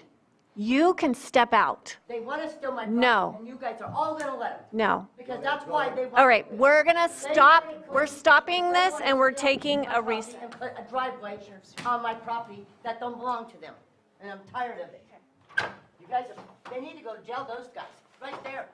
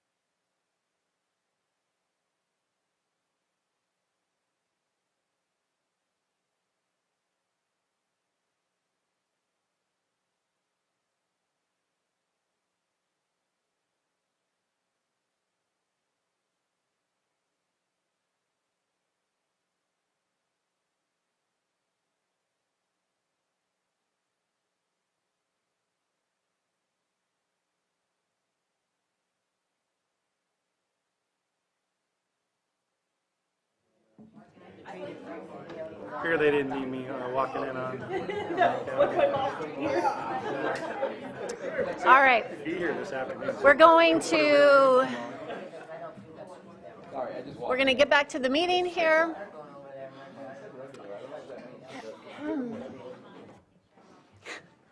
Okay, welcome back. We've heard testimony. We brought it back to the board for deliberation, and Supervisor Green was speaking. Yes, thank you. Thank you for the break, everyone. We are going to make findings at the end of this hearing, and based on the testimony provided and the evidence presented, my thinking is not only is there a clear violation that arises to the level of an egregious violation that would provide additional opportunity to impose sanctions above and beyond the duty to abate. It could allow us the ability as a board, should we make findings that this is an egregious violation, we may impose as a condition the requirement that the property owner provide proof of regular garbage service for the subject property or other lawful method for regular and routine garbage collection and disposal, which is acceptable to the enforcement official as more particularly described in section 13.2. And I'm reading this latest clause from section 12.3 of chapter 13 of the Lake County Code pertaining to nuisances. So my request of this board, when we do come to the time for findings and pending further input from community development and county council, is to make the finding that this is an egregious violation and that we do impose the additional duty to provide regular garbage service to the property in a manner that is acceptable to the enforcement official. Thank you. County Council. Yes, so Section 13-12.3 applies to repeat offenders as defined in 13-3. And the determination of imposing such a condition related to garbage collection and submitting proof of garbage collection is designated to the enforcement official under the Lake County Code. So that would be the Code Enforcement Community Development Department. And I would also note that the notice of nuisance in order to abate has imposed specific conditions for the abatement of nuisances. So perhaps CDD, Code Enforcement, may elaborate on that as it relates to the proof of whether or not the submitting proof of garbage collection is imposed in as one of the conditions of the notice to nuisance in order to abate that was posted on the property. I don't believe that's part of the corrective actions that's included in this notice. The verbiage of the code is repeated offenders. This would be the first violation. Okay, thank you. Supervisor Spatier. A couple of things. One, I believe there was an expiration date on this abatement notice process, or there was some sort of expiration date for the timeline before abatement could occur. I just want to make sure that that timeline has already surpassed and that the appeal has not postponed and continued and delayed that timeline any further. Can you please provide some information on that? So the notice of nuisance in order to abate was issued with a date of August 8, 2023, with a 30-day correction period. So that would put us at September 8th, 2023. We may need a request for a hearing or an appeal was made. I don't know if that stops the correction period clock until the issue is heard. I know it stays the action, preventing us from moving forward, but I don't know if it actually stops the clock, the 30-day correction period clock, until that issue is heard, and then if the clock continues after it's been heard. And so I'm going to ask County Council if there's an interpretation for that, if the clock keeps going, and if today the appeal is denied, if that September 8th date is sustained, and we can go ahead and move on efficiently in getting to the point of abatement, if abatement is still required. I'm not seeing a provision that would relate to the stay of the deadline to abate by virtue by virtue of the appeal being filed. However, there is, under 13-7.5, there is an extension option that your board may grant under Lake County Section 13-6, and also the fact that the hearing itself may be continued from time to time at your board's discretion. Okay. Thank you very much. Definitely not interested in an extension at this moment in time. If the appellant claims that there's no longer any garbage and we deny the appeal and you show up and there's no garbage, then there's nothing for you to do. So I have no problems denying the appeal, giving you access to that property again to make sure that it is cleaned up. If it's not, we move forward. If it is, we're done. There's obviously a large amount of other issues attached to this that have nothing to do with this board. Some of it seem like civil issues, some of them seem more towards almost criminal issues, but that's not within our jurisdiction. So today, just looking at what we have, we've had evidence provided to us, enough to say, please go back and make sure that it is cleaned up, and if not, that we go ahead and do the abatement. My last question for this is, something that I've brought up many a times, and I know that we're working towards. We ask people to get into compliance, and typically in our notice of violations, it says that if this is not complied with, that there will be a fine on a per-day basis. We are not going to change people's behaviors if we do their job instead of them doing the job that they should be doing to respect their community and their neighborhood. What are the potential for fines being attached to this? Has that process been followed to allow that? So a notice of violation was issued at the same time as the order to abate. Although an appeal was received, we've determined to hold back on that until a determination was made at the conclusion of this hearing. And when we do go back to the property, if it is still in violation, the 30-day correction period has expired. We will then post an administrative citation, and then we will be looking to send that off to a third party that we recently contracted with. Okay, thank you. Okay. And Supervisor Sabatier, if I may add, as further clarification, I did find Lake County Code Section 13-7.2, which does state that the filing of the request for a hearing, which is what's before the board today, shall stay the effectiveness of the notice of nuisance in order to abate until such time as the case has been decided by your board. Okay. Okay, Don't need any more you good? testimony? Yeah, definitely. Any comments from you? Okay. Would you like to make an action?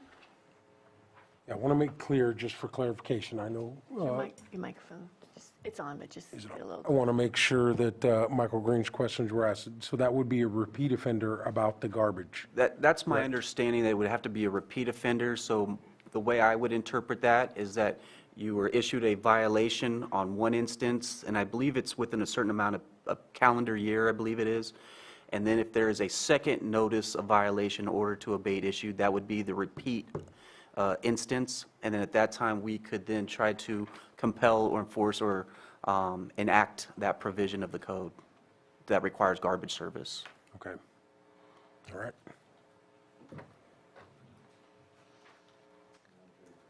Did you have a question, Mike, or are you ready? Do you have a question? So the action we're taking today is just relevant to denying the appeal and upholding the original notice of nuisance and the order to abate. And if the board votes in that direction, that order will move forward.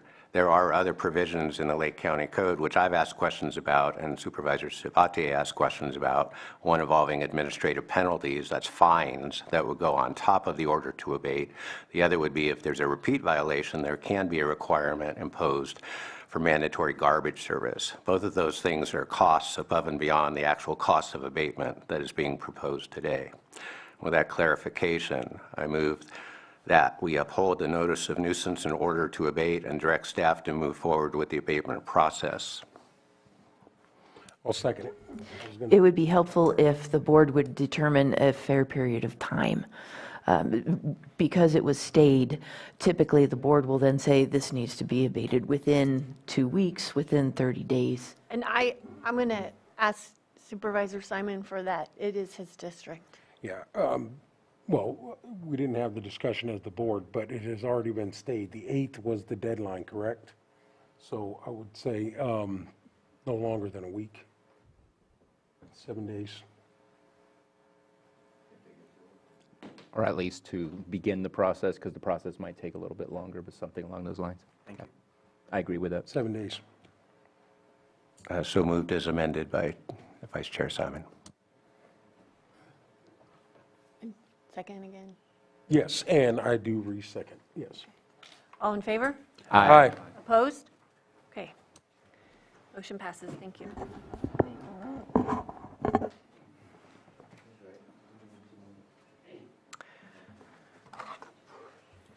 That's it, we're done with that issue. We're done with that issue. Our next item, 6.7, 10 a.m. public hearing. Got a pen up. I don't know if he wants to talk in between. Oh, For the next item, I need to recuse myself. you're recusing yourself? Yes. Okay. Do you want to, let me get through it? Yeah. And you can, okay. Consideration of Appeal AB 23-1 of Planning Commission's approval of parcel map PM 22-02, appellant Scotts Valley Energy Corporation, location 7130 Red Hills Road, Kelseyville, APN 009021-7. And we've got Director Turner, but I first want to acknowledge Supervisor Crandall. Yes, I'll be recusing myself from this item on the agenda. Thank you.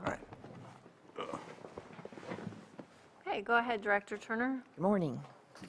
We have before you another appeal. This one is I was going to get to that. This is an appeal of one condition of the conditions of approval for an previously approved parcel map. And yes, it's an appeal, so we'll stand up. Wendy will conduct swearing in. Anyone who is here to testify on this item, please stand and raise your right hand. With your right hand raised, do you solemnly swear that the testimony you are about to give will be the truth, the whole truth, and nothing but the truth, so help you? I do. Thank you. So, thank you. We have Associate Planner Eric Porter here to present the staff report. We also do have a representative for the Scotts Valley Energy Corporation present in the room as well. Mr. Jordan, would you like to come up here and have a seat? We'll start with community development, and then we'll give you your opportunity after that. Thank you, Madam Chair. Eric Porter, Associate Planner. Good morning, everybody. And what we have before us, hopefully, is a kinder and gentler appeal. Scotts Valley Pomo initially submitted this application for a 4-lot land division, submitted in June 24th of last year. It was heard by the Planning Commission on May 25th of 2023, and their request was to divide a 34-acre split-zone property located catty-corner to Kitts Corner. The property itself has 14 acres of highway commercial along Highway 29 and 20 acres of rural residential, which is the land that they wanted to divide. So essentially, it would create 5 lots, but it would be 4 buildable lots in the RR zone, and a 14-acre remainder piece that would be zoned highway commercial that would be validated through a certificate of compliance at a later date. So the Planning Commission approved them on May 25th with conditions, and one of the conditions required improvements to Red Hill Road, which involved widening the road, putting curbs, gutters, and sidewalks in, and putting down additional pavement. Mr. Jordan, representing the Scotts Valley Energy Corp., who had become the applicant, realized that it would be, in his opinion, cost prohibitive to have that condition kept in place. And so within the time frame required for an appeal, which is 15 days for a land division, Mr. Jordan submitted an appeal. submitted his rationale for why the condition was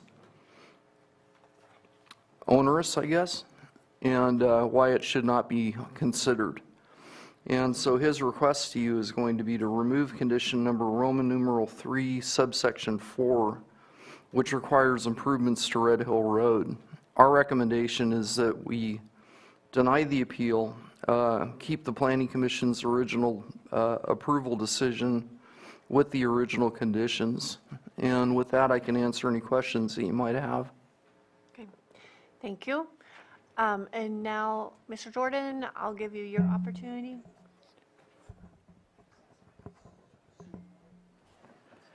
Thank you, Chairman, and thank you, Board, for taking the time to hear this appeal. I'd like to just start out by saying that if I had known about the conditions before the permit was submitted to the Planning Commission, I would have addressed and asked the Planning Commission to consider this request to remove the condition, which I called condition number 4. I was not aware of this action until after the Planning Commission took its full action and I received the final report from staff.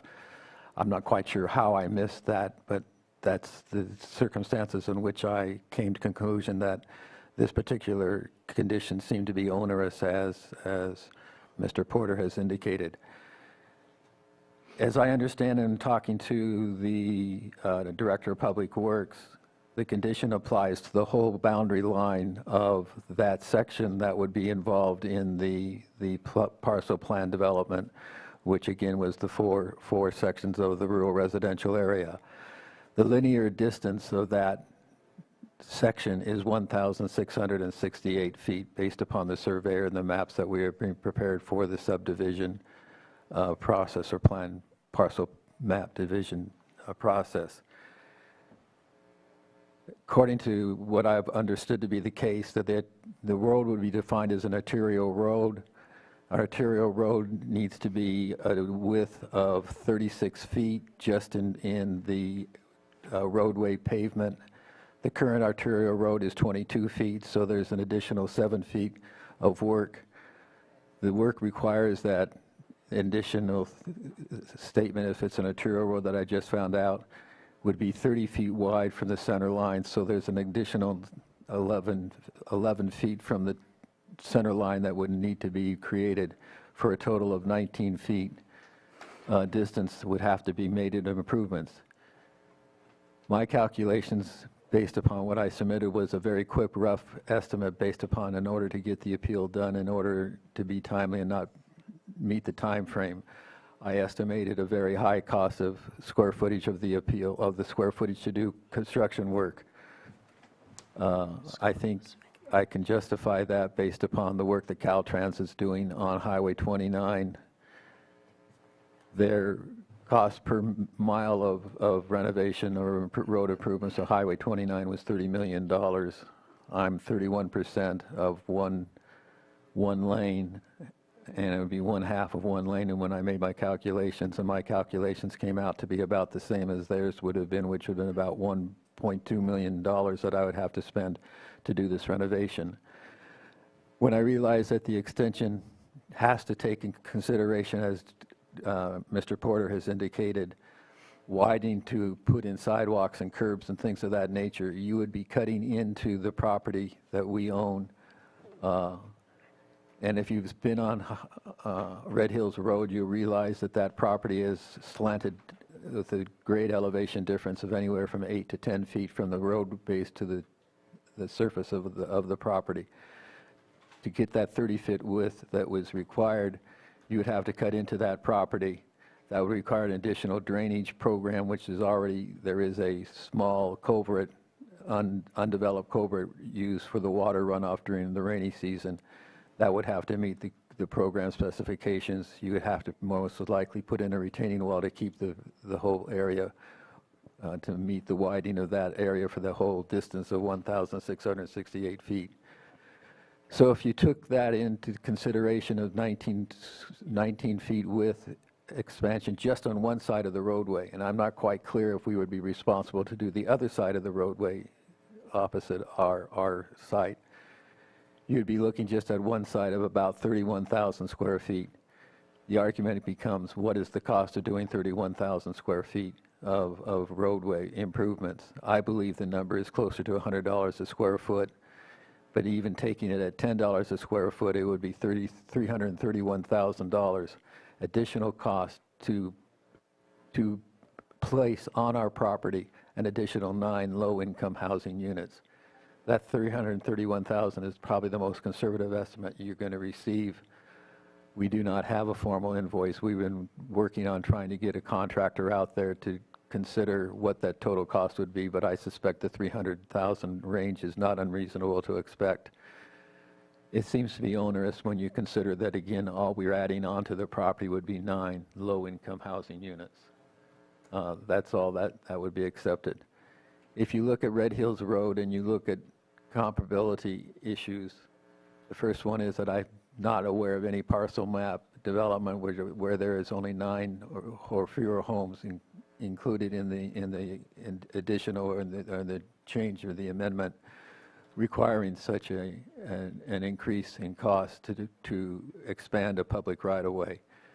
If you look at Boutique up at about a 3/4 of a mile south of Red Hills property, off of Red Hills Road, they built a huge convention center, event center. We assume that they had an event permit to do that.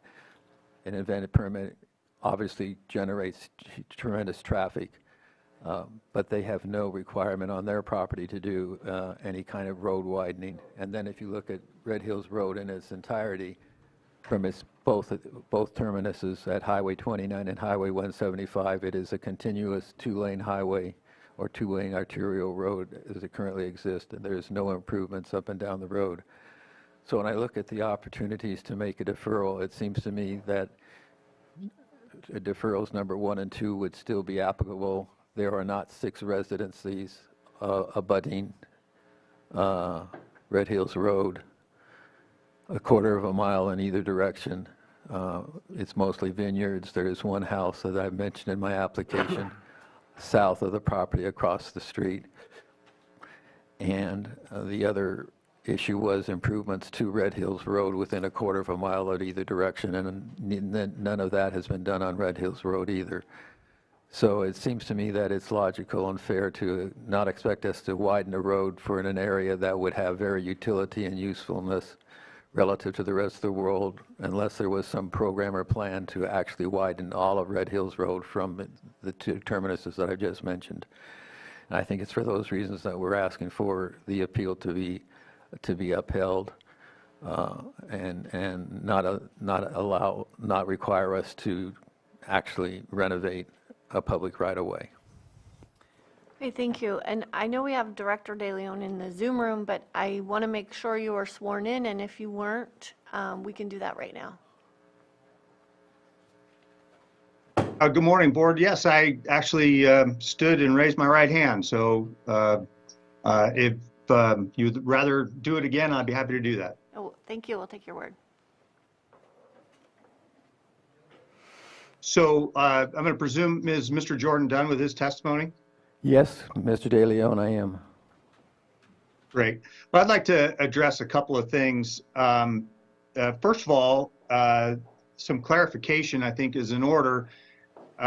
The standard that is been recommended for the project is an arterial road. It does not include curb, gutter, and sidewalk. So that is not a requirement. With respect to the development down the road, it was not subject to the subdivision standards that this particular project invokes with the division of land. In my emails, which were included in the staff report and the background information, I gave copies of the ordinance and which ones apply. And for county roads that abut property that is being subdivided, county ordinance requires that half-width improvements be performed on the road frontage. Mr. Jordan is correct. There are some deferral options depending on the zoning of the property.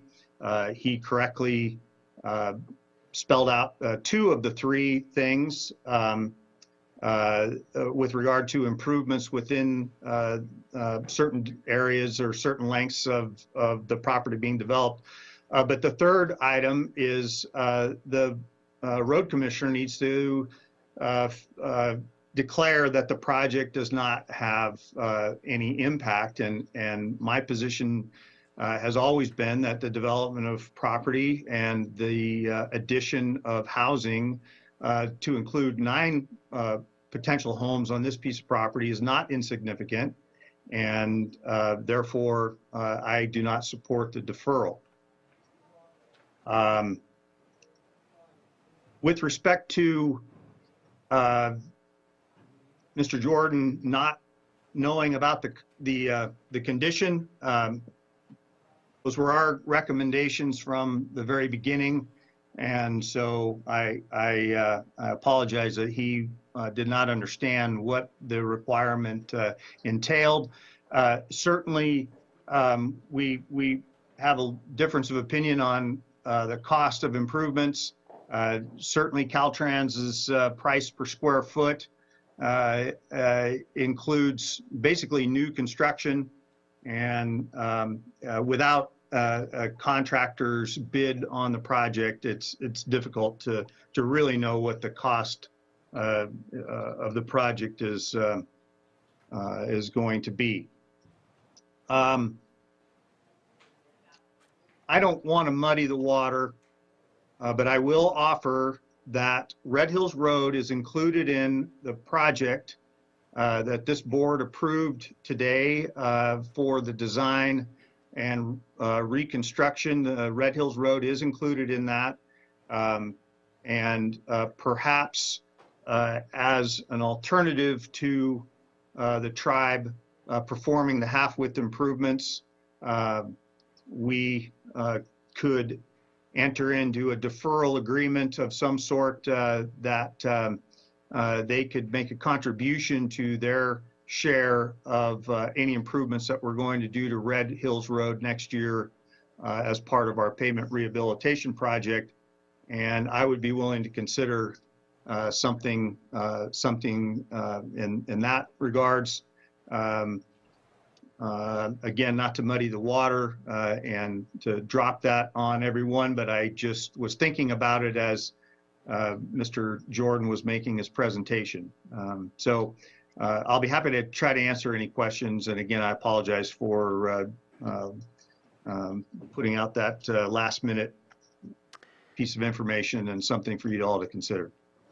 Well, okay, thanks for bringing that up, but we approved the plans for lots and lots of roads, and I don't know that that stretch of Red Hills Road will be at the top of the list. I mean, I know you said that construction would begin on those roads next summer, but I don't know where that stretch of the road is with the priority level of so many other roads, and it very well could be several years down the road. So I just wanted to ask you that. Well, our intention is to include Red Hills Road in a large pavement rehabilitation project for next year. And one of the items on your consent agenda today was approval of a contract with a designer to put those plans and specs together with the intent of putting that out to bid and for construction next summer. And so it would include the frontage along Mr. Jordan's property. So what would be your recommendation of them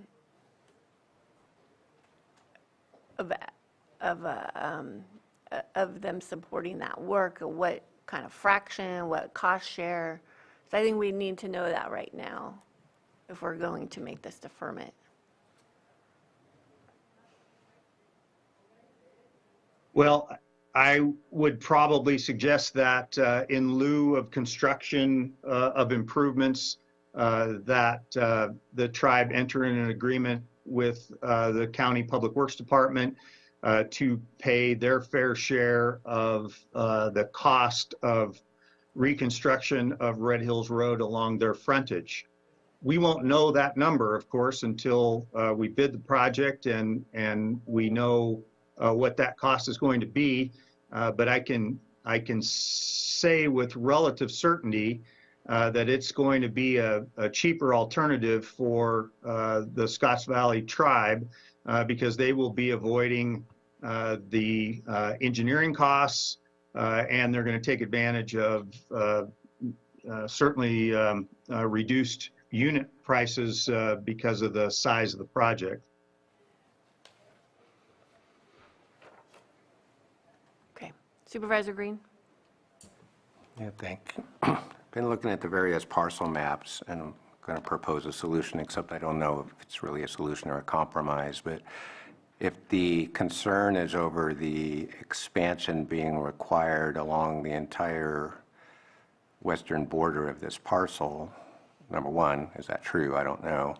But if that was the case, would an opportunity exist after clarifying that we are just talking about the half of the road, that the section of road from the road that gives access to the parcel labeled as Pomo Way up to State Highway 29, that section of the roadway seems to be the most critical to expand, whereas the roadway south of Pomo Way, extending to the southern part of what's marked as Parcel 1, may be suitable for a deferral. I appreciate the flexibility, Director De Leon, of doing a cost sharing, but the road's inadequate as of now for an arterial. There are going to be 9 homes in there. Certainly the driveway and the ingress and egress out of that project needs to be improved, and I'm sorry if there's any culvert action that has to happen, but that's just part of it. Also in the comments, I saw the engineer noted the future need for a right-hand turn lane at the highway, and so this is a high-traffic road. I would like to see improvements above and beyond just whatever resurfacing is planned. I'd like to bring us up to code, but if I can split the baby in half somewhat, it'd be about 2/3 of the linear frontage extending from the road that enters the subdivision up to Highway 29 would be subject to the improvement requirements, and then south of Pomo Way, possibly we could defer that section, if that would be acceptable to the parties.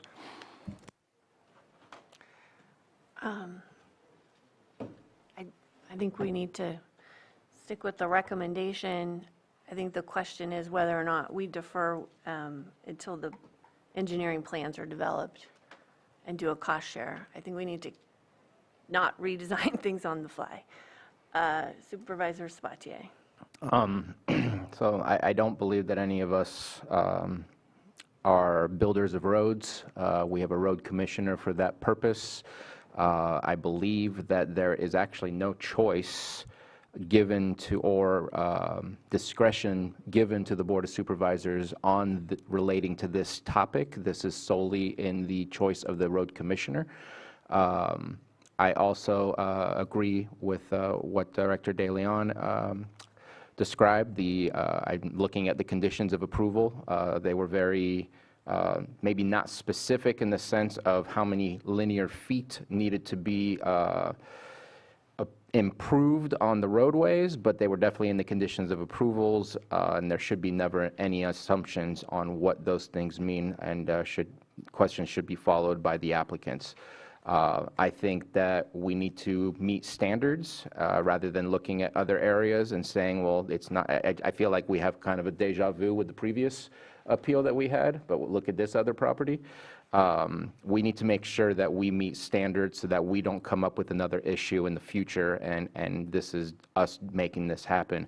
As far as the deferral, I feel like even if we just move forward and make 0 changes today, that doesn't prohibit Public Works to have a conversation with Scotts Valley Energy to figure out how they can work together on road improvements, rather than us moving forward today and basically saying it's all on Scotts Valley Energy. It is on Scotts Valley Energy to meet the conditions of approval, but it doesn't prohibit conversations and collaboration for future use. So I think we would be muddying the water if we did any kind of changes of deferral, in my opinion, rather than just saying, please continue the conversation outside of this, and we're going to move forward saying, conditions need to be met as they were stated in the Planning Commission. Vice Chair Simon? Yeah, you know, always looking for a solution, but today I don't think we were provided one. You know, I'm kind of on the same path as Supervisor Sabatier. I think we need to, you know, move forward today with the conditions in place. But what it sounds like, those other conversations could happen after that. And hopefully something could come back to the board. I think a MOU or something in a cost-sharing instance will definitely save on cost. You know, we always want to do what we can to work together with any agency trying to put housing in.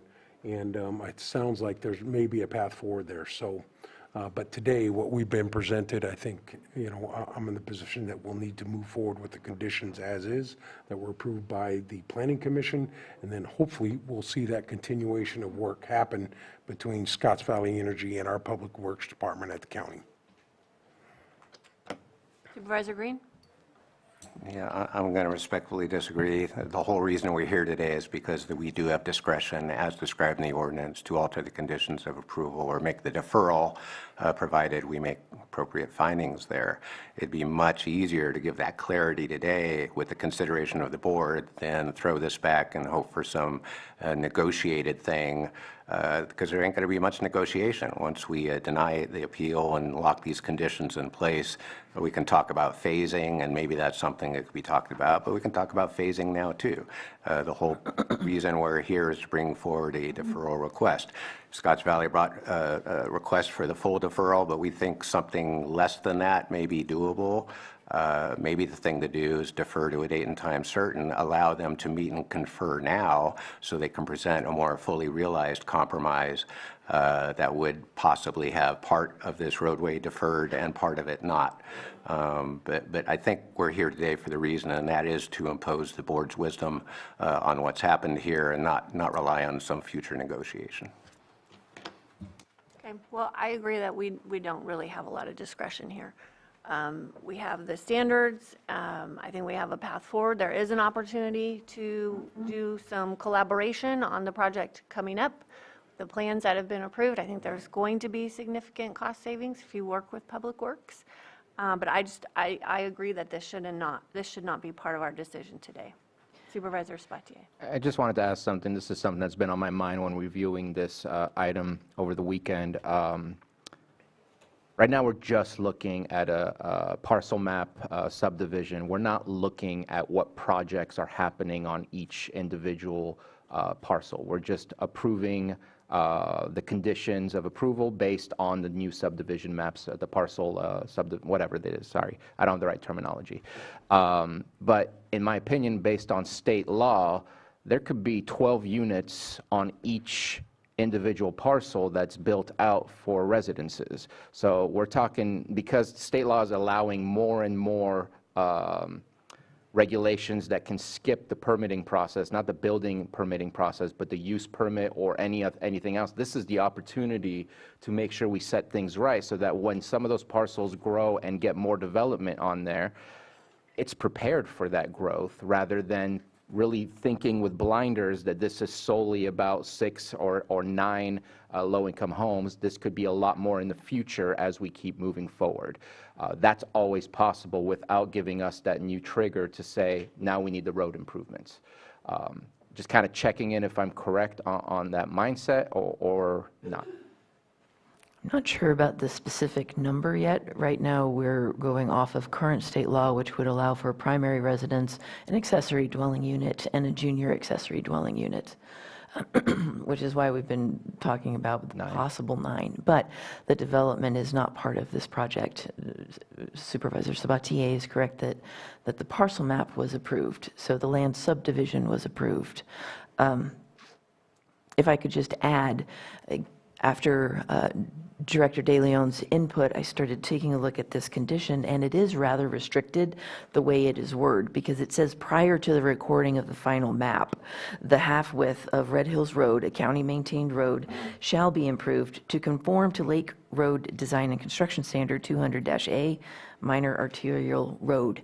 So it does not allow for what Director De Leon mentioned as a possibility, which is the meet and confer, or the process of Scotts Valley Energy Corporation talking to the Public Works and possibly just contributing to their portion of the overall road improvement in the future. Because it says prior to the recording of the final map, it means that this map can't be finished. Which means the extra parcels would not be created, which would then inhibit the housing development. It would hold them back until the road improvements are done, rather than them getting to an agreement with Public Works for something that works out for the county and the property owner. So if the board is amenable, and if Lloyd thinks it's okay, I worked out a possible amendment to this condition that would then read, prior to the recording of the final map, developer shall submit payment to the Department of Public Works for the half width of Red Hills Road, a county-maintained road, improvements to conform to the Lake Road Design and Construction Standard 200-A minor arterial road, or complete the required improvements. That way, it would give the Scotts Valley Energy Corporation the ability to either go forward, work with Public Works, find something that is amenable to both, or complete those requirements, those road improvements prior to recordation of that final parcel map. It just adds a little bit of room. What do you think, Lloyd? That would be fine. In essence, it would result in, for purposes of this appeal, granting the appeal in part with the modification to the permit or the specified conditions outlined as Director Turner has outlined them. Scott, does that work for you?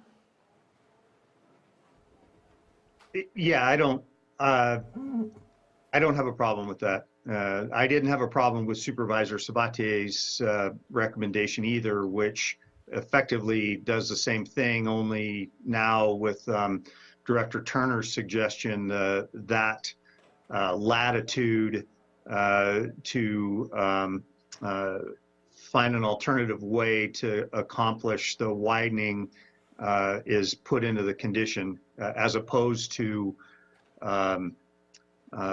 Scotts Valley Tribe and my department working out getting the same thing accomplished. I think it's either one will work, and I appreciate the board's consensus in allowing us the opportunity to find an alternative way to accomplish the same thing. It will, I'm certain that we can get that done. Okay. And once the engineering plans have been completed for this part of the road, you'll have a cost estimate that you can work on with Scotts Valley Energy. Yes. And with respect to timing, and I'm not disagreeing with Director Turner at all. With respect to timing, if the tribe started their designs today, they're probably not going to be ready for construction until next construction season anyway. So they're probably going to end up happening about the same time. But her suggestion and recommended modified condition would allow the tribe an opportunity to get the map recorded sooner. And so, again, I'm not opposed to it. Okay, thank you. Supervisor Green. Just real quickly, so if we modify the condition and add the ability to pay for the improvements, can the map record just based on the payment, or does the map record at the time the road is actually improved? Payment, right? Possibly payment. Can we do that? Can we accept payment in the present tense, get a map approved, not really knowing what the county's schedule is for doing the improvement? Does that substantially conform with the ordinance that says the developer has to comply with, what was it, 200A? In essence, we are deferring 200A by doing a cost share and putting us on the county schedule. So can we record the map if the county has not yet scheduled the 200A construction, even if they have received payment? A map can be recorded upon satisfaction of all outstanding conditions of approval. So if we amended the condition of approval to include a payment of the property owner's responsibility area in that road improvement, that would satisfy the condition. Is Mr. Jordan able to buy into that today? I certainly appreciate the thoughtful consideration that the board has given, as well as the director, Mr. De Leon, and Director Turner. I would just add a third option, which is not knowing what that price is, not understanding that Scotts Valley has no funding to pay for any of this kind of construction, whether it would be $10,000 or $1 million, whatever the range is. The third option might be that we simply withdraw the application entirely and not continue forward with the subdivision. Yeah. And we would remain with the three buildable houses that we are allowed on the property at the moment. That would be a third option that your board may need to understand. So it would really depend on what that engineering cost is, what that price is, and where we would be able to find those dollars, because we don't have discretionary dollars like several of the other tribes have. Well, that would be your option if you don't choose to go forward. But for today's purposes, it sounds like we have a consensus. And I believe it's 2 years if there's no 2 years. no activity on an application. Amendment Okay. opportunity. Right, so we can make a motion but to do this, but that will be your choice. Right, and then I would just ask that it's understood that we'd like to move forward and establish the third house that the current zoning allows for. Okay, so are we ready for action? I'm good. Okay.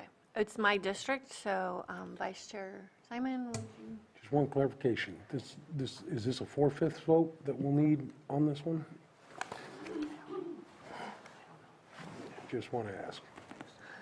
Just in case. No, believe so.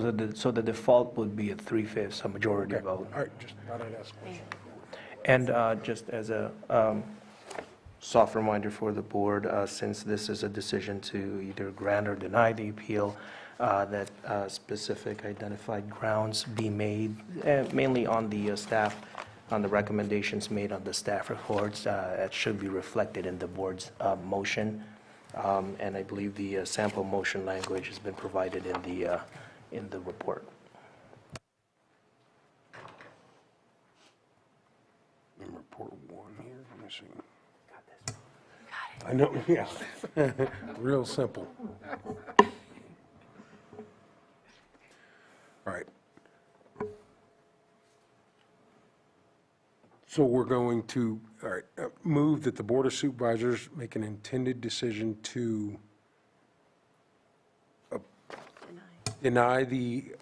partially deny the appeal or deny the appeal? It would be,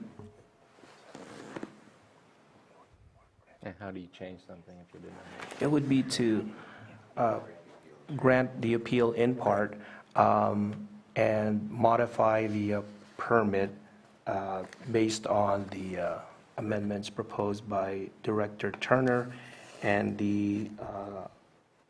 that decision would be based on the grounds specified in the staff report, subject to said proposed amendment outlined by Director Turner. So moved. Second. All in favor? Aye. Opposed? Motion passes. Thank you. Thank you. Yeah, that would be simple. Thank you, supervisors. That's what you get for being vice.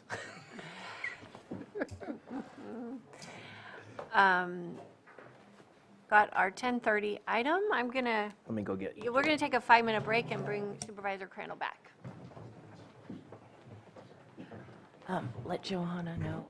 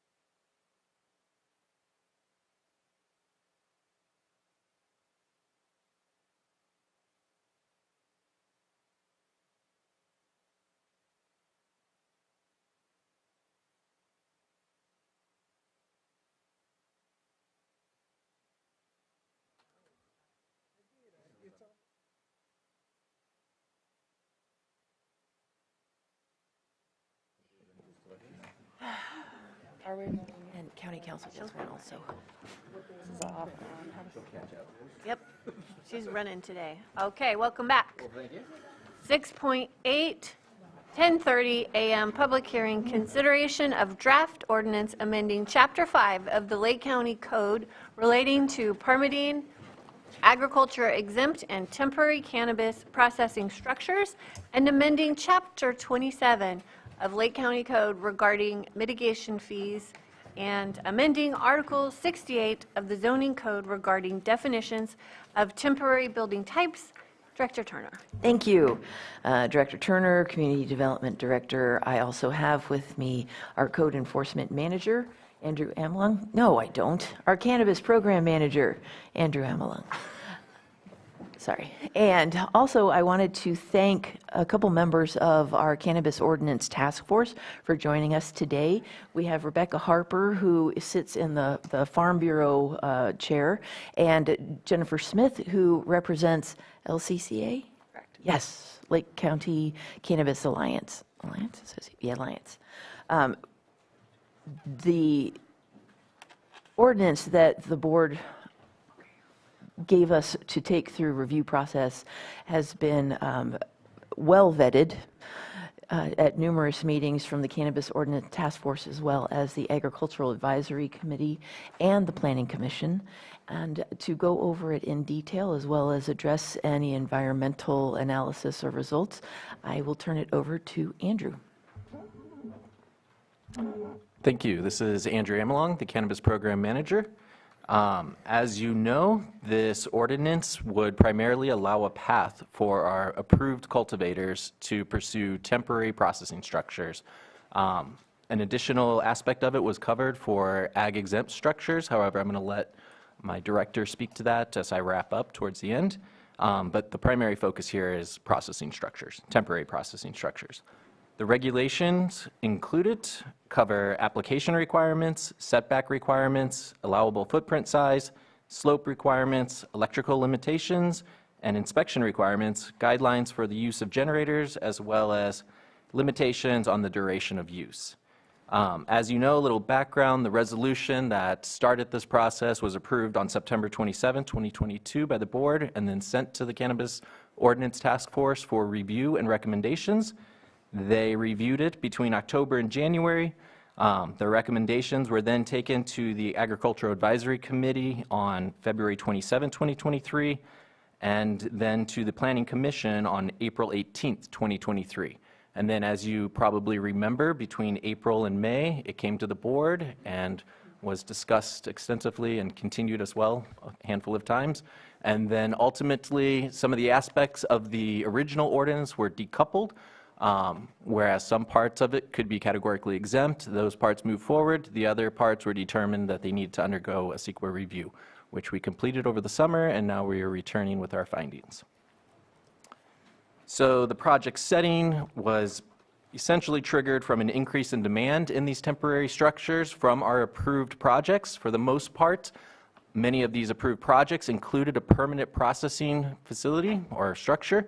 However, due to market conditions and in the cannabis industry falling in 2021, combined with increased construction costs, have been very prohibitive for our approved cultivators to basically implement their permanent processing structure, which is why they're pursuing these temporary structures to serve as a bridge until they can get to the point to construct their permanent structure. Furthermore, just countywide, we are looking at 141 approved use permits. Of those 141 approved permits, 107 are for outdoor cultivation, while 25 are for mixed light or indoor, and the rest are for manufacturing, processing, and retail sales. As part of the analysis, staff looked at general plan conformity, which included Chapter 3 on growth and development, policies taken from Chapter 3 and applied for consistency with the general plan include permitting procedure regulations, agricultural buffers, and diverse economic base. Chapter 7 was also covered for health and safety, and policies reviewed for consistency with the general plan include development constraints, interagency coordination, development requirements, contamination prevention, and inspection of hazardous material handlers and waste generators. And finally, Chapter 8 was also covered for noise. Policies reviewed for consistency include noise compatibility guidelines and sensitive receptors. The zoning ordinance conformity and general requirements were also covered, and given the fact that this is really only applicable to approved projects that have already met the standards of Chapter 21, the zoning ordinance, it was found that the proposed ordinance was consistent with our zoning ordinance conformity. In terms of environmental analysis, an initial study was conducted and a negative declaration was determined to be the case due to the existing regulations and the applicability only on approved projects that have already undergone a CEQA evaluation. There are a handful of comments and concerns which I'll briefly get through, then we can open it up for a broader conversation. There's still aspects of this that probably people still have questions about, and I imagine the discussion could help clarify some of the issues. So let's see here. The first concern would be the temporary nature. We did receive your comment, your email. There's language that covered 3 years for these temporary structures, but then there was also language in some of the recommendations that followed 60 days. I believe that stemmed with the initial idea to open up a temporary processing facility for 60 days during the harvest season, so once per year, especially for our outdoor cultivators, and they could do that for up to 3 years. However, through further recommendations, I believe Director Turner can clarify this, is that the recommendations also included being able to use, especially in the terms of the containers, to be able to keep them on site and use them for storage when not in use for processing. Which again, as you guys know, but just for everyone listening to clarify, the 2 primary temporary structures proposed through this would be containers for processing as well as general purpose tents for processing. Another clarification, in the draft ordinance, there was language that talked about a 50-foot setback. However, all of our cannabis cultivation sites are required to have a 100-foot setback from the property line, so they would be upheld to that 100-foot, or most likely they have already met that 100-foot setback. In addition to that, there's also a 200-foot setback from residences, which these approved projects would have met. Further comments, there was some comments from the public. Some confusion on processing versus drying in those terms. The task force did make the recommendation to go with a drying structure ordinance. As the ordinance moved through various rounds of recommendation and review, it was ultimately decided to go with the word processing based on the DCC description for cultivation processing, which includes trimming, curing, drying, grading of the cannabis, packaging, or labeling cannabis. So we can expect that a variety of those activities would be involved. So if we just use the word drying, then that could technically limit somebody from bucking and trimming. So furthermore, let's see here. Okay, ag exempt structures. I do have some comments on those, but I'll hold off on those until Director Turner can address the fact that it was stricken from the previous ordinance. There is some language in the current clean version of it that was attached at the end of it, at the end of that ordinance. But yeah, I'm just going to hold off on that topic for a moment. There's a couple more to get to. There was some confusion about the terms for mechanical equipment, especially in the initial study, which often referenced air filtration. However, we can expect that mechanical equipment and systems are primarily there for climate control. So we should ensure that that language encompasses fans for drying, dehumidifiers, and associated electrical and mechanical equipment. So technically a fan under building codes is a mechanical equipment. So let's see, a couple more items. Allowable use. There was a few, well, one question from the public, where are these going to be? How is this applied? Are we opening up new spaces for these structures? The answer is no. They would not be allowed outside of an already approved cultivation area. Should they wish to pursue one outside of that, that would be an amendment of a use permit, which would require a new CEQA evaluation for that footprint outside of what's already been approved. Furthermore, for pending projects who wish to incorporate this, well, they still have the opportunity to incorporate into their plans as part of their use permit. So Let's see. Oh, one other note. I did notice there was some language at the end of the ordinance that still referenced categorical exemption. However, under CEQA section 15378, the approval of this ordinance was determined to be, by definition, a project, in which case it could have potential environmental impacts. So we did move forward with the initial study. So I just wanted to clarify that. In terms of ag exempt structures, do you want to take that one over? Thank you. Both the Board of Supervisors and the State of California consider cannabis to be an agricultural product. Because of that, when I first returned to Lake County as Deputy Director and was processing or signing on ag exempt permits, it did not occur to me that actually we wouldn't already have considered cannabis to be appropriate for an ag exempt structure. So there have been a few that I've just compared to the criteria that are required for an ag exempt structure, the minimum parcel size, the ongoing commercial agricultural use, and so I signed off on them. Hoping that wasn't a big, huge blunder. Since then, I have not done it since we've been working on this ordinance. However, I would want to point out that it was the unified recommendation of the Cannabis Ordinance Task Force, the Ag Advisory Committee, and the Planning Commission that we retain the ag exempt guidelines and requirements as they currently stand and just allow cannabis, commercial cannabis permittees to be able to apply for an ag exempt structure just like any other farmer. So that is why it was stricken from in your red line, it was just removed because the red line version reflects sort of the track changes version of the different recommendations, whereas the clean version integrates the recommendations from those three bodies. The draft ordinance does include a few typographical errors and areas that were expressed of concern on County Council when they were doing their review for this hearing.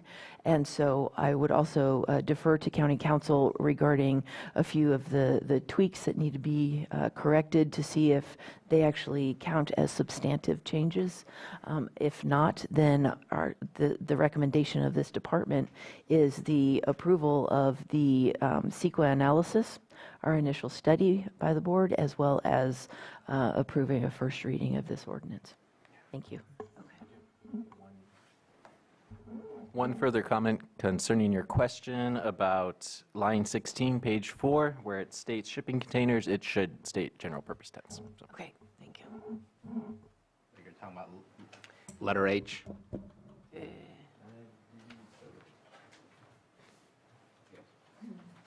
Yeah.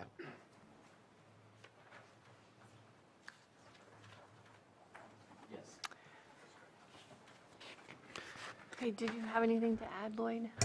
Yes, so upon review of the ordinance that was attached to the agenda item packet for this, there appears to be some substantive changes coming out of our office's review of this, and in addition to some of the more minor typographical corrections. So, you know, and some of the points of clarifications may necessitate some follow-up discussions between the two offices, our office and Community Development Department. So one option for your board, since it is in the first reading of the ordinance, is to continue this, the first reading of this to a specific date and time, give staff enough time to have clarifying discussions, and so on the continuance date, there would be a version of this that would incorporate all of the changes as well as CDD staff's references, the comments made by CDD staff in presentation for this item. So that is one option for your board. Okay.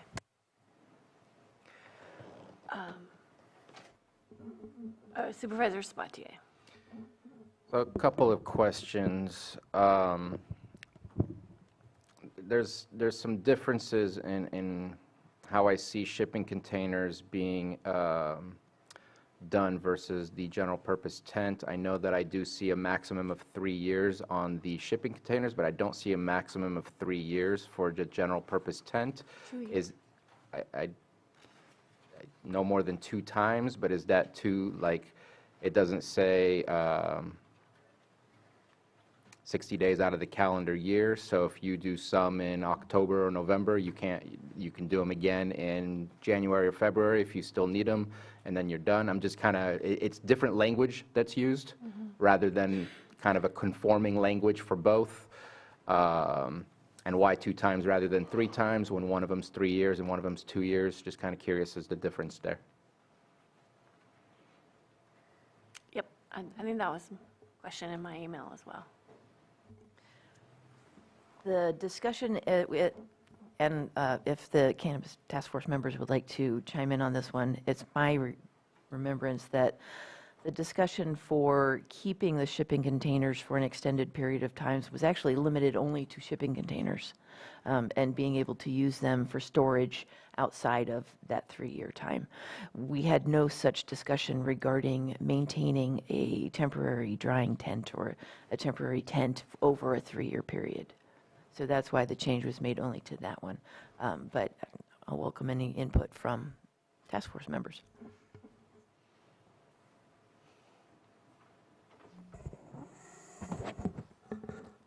I haven't used one of these before, so first time. Okay.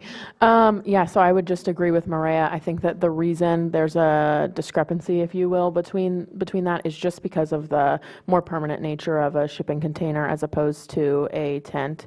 You know, there may be instances where shipping containers could be used for other purposes, whereas tents typically are of a more temporary nature. So I think that's really the only reason for that difference.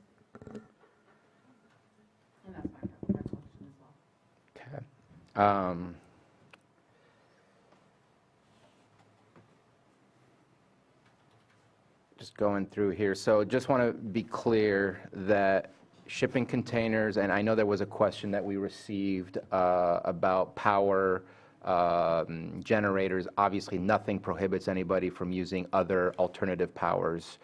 This is just making a state like a solar or anything else like that.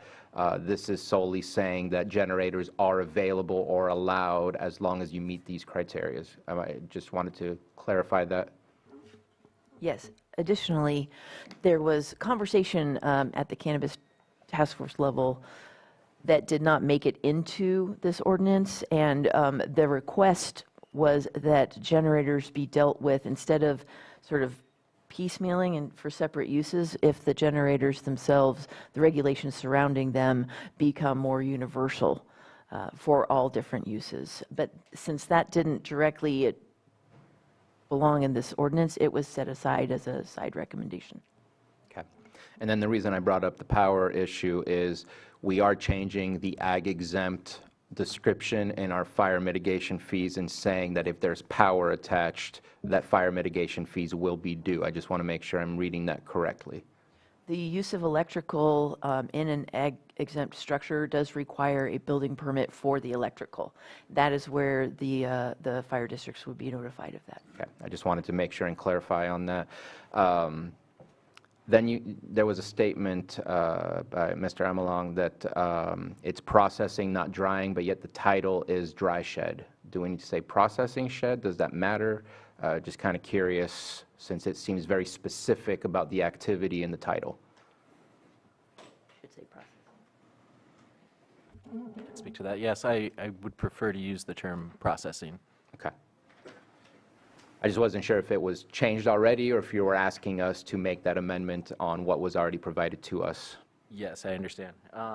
Yeah, we can make that change to the language within the ordinance, whereas the initial study and the staff report provided refer to processing structures. So. Okay. And then I have 2 last questions.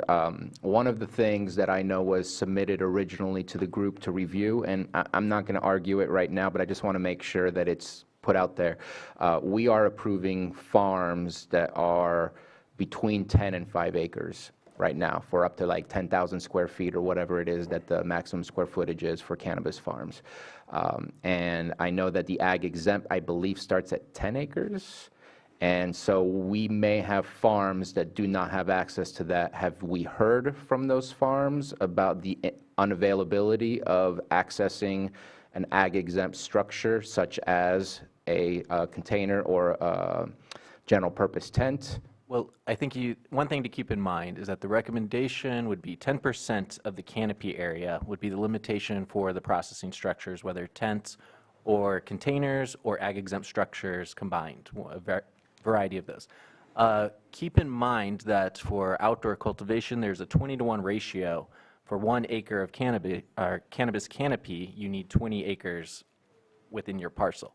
So let's say a 5-acre activity of canopy would essentially have 20 times that acreage. So the parcels are most likely going to meet that requirement. However, there is a recommendation to bring it down to 5-acre minimums, especially when you get into the specialty cottage use permits, as well as some of the mixed light use permits, which tend to be smaller operations. Yeah, and I'm thinking just your general farm as well. We'd like to motivate people to get involved in our ag industry, and sometimes it doesn't start off with 20 acres or 100 acres, and if you start off with 5, still having access to that ag exempt. So just something in the future to think about. If we didn't change at all the definition of ag exempt and it's still the same, then it's still, you have to meet the 10 acres in order to be to access an ag exempt building. And I think anybody who's farming, no matter if they have 5 acres or less than 10 acres, should have access to that in order to have equity in how they can run their business and be successful. And my understanding that that recommendation was considered, but I don't think it's part of this ordinance. We're gonna be bringing that back to you at a later date, I believe. I just wanted to make the statement. And then the last one, just to understand you correctly, this is a negative declaration. The CEQA exemption language is still there as far as the ordinance itself. Yes, that was my last comment when I was giving the overview that. Like Section 5, the proposed ordinance is exempt under CEQA guidelines. At that point, that language needs to be changed to say the specifics of the findings of the initial study? Correct. Okay. It was not exempt, so we didn't undergo an initial study. Okay. Andrew did a great job with his staff report and with the CEQA evaluation. Modifying the ordinance was my job, sorry. Oh, I do have one last thing. When we create new laws, there's times of a period of non-enforceability. I know that this may come back to us for another first reading because of the amount of adjustments we're making, but I also know that we're getting into the time period where people are going to want to dry and start drying. And I know that there could be a time for education and a time to try to get people in the fold, but not go after people and start finding people for not meeting exactly the recommendations that are here, and then maybe looking at next year as starting the enforceability, just offering that as a potential avenue in the midst of where we are in the season at this moment in time. Thank you. That is consistent with how we have been handling this year's compliance monitoring. If we see things that could be covered in this ordinance, we're waiting on enforcement on that. But I do appreciate if that is supported by the board. That helps us out a lot. Yes. Yep. Okay, Supervisor Green. Yeah, thank you. Appreciate the hard work by staff and also the task force. Thank you for joining us. It's cool. We didn't do that back in the day. It's good to see you here. I heard you say that all these temporary structures would be within the footprint of an approved cultivation area subject to a use permit.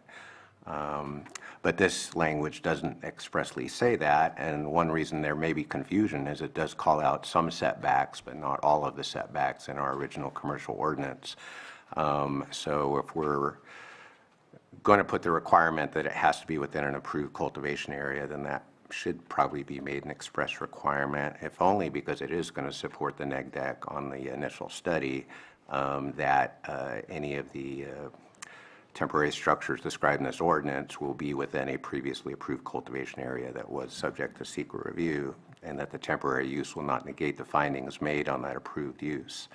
But as currently drafted, I'm seeing not necessarily a typo, but maybe an oversight. We took pains in the hoop house ordinance to make clear that it only applied to commercial cannabis applicants and not to agricultural generally. On page 2 of the draft ordinance, under 1B, it says, in addition to those conducting agricultural operations, applicants with approved cannabis cultivation permits can apply for the temporary ag structure permit. So is that an oversight that should be remedied to make clear that just like the hoop house ordinance, this ordinance pertaining to tents and generators is only going to apply to commercial cannabis operators with a valid use permit? That's one question. I'll let you chew on that. And 2 more. Can we just, let's Okay. just get to this question? We proceeded with this ordinance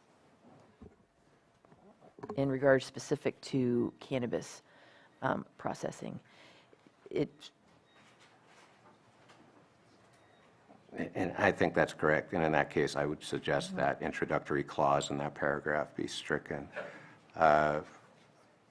The other ordinance did also impose a requirement for surety bonds. I don't see that requirement here, so if this is getting morphed into the larger ordinance, and that will also apply to this, maybe it's just, I need some reference there in the staff report to make sure that surety bonds would be required, certainly in the case of shipping containers.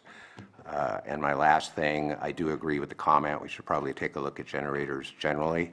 I would like to see an express requirement, even if it's only parroting the idea that there has to be a 200-foot minimum setback from any off-site residence.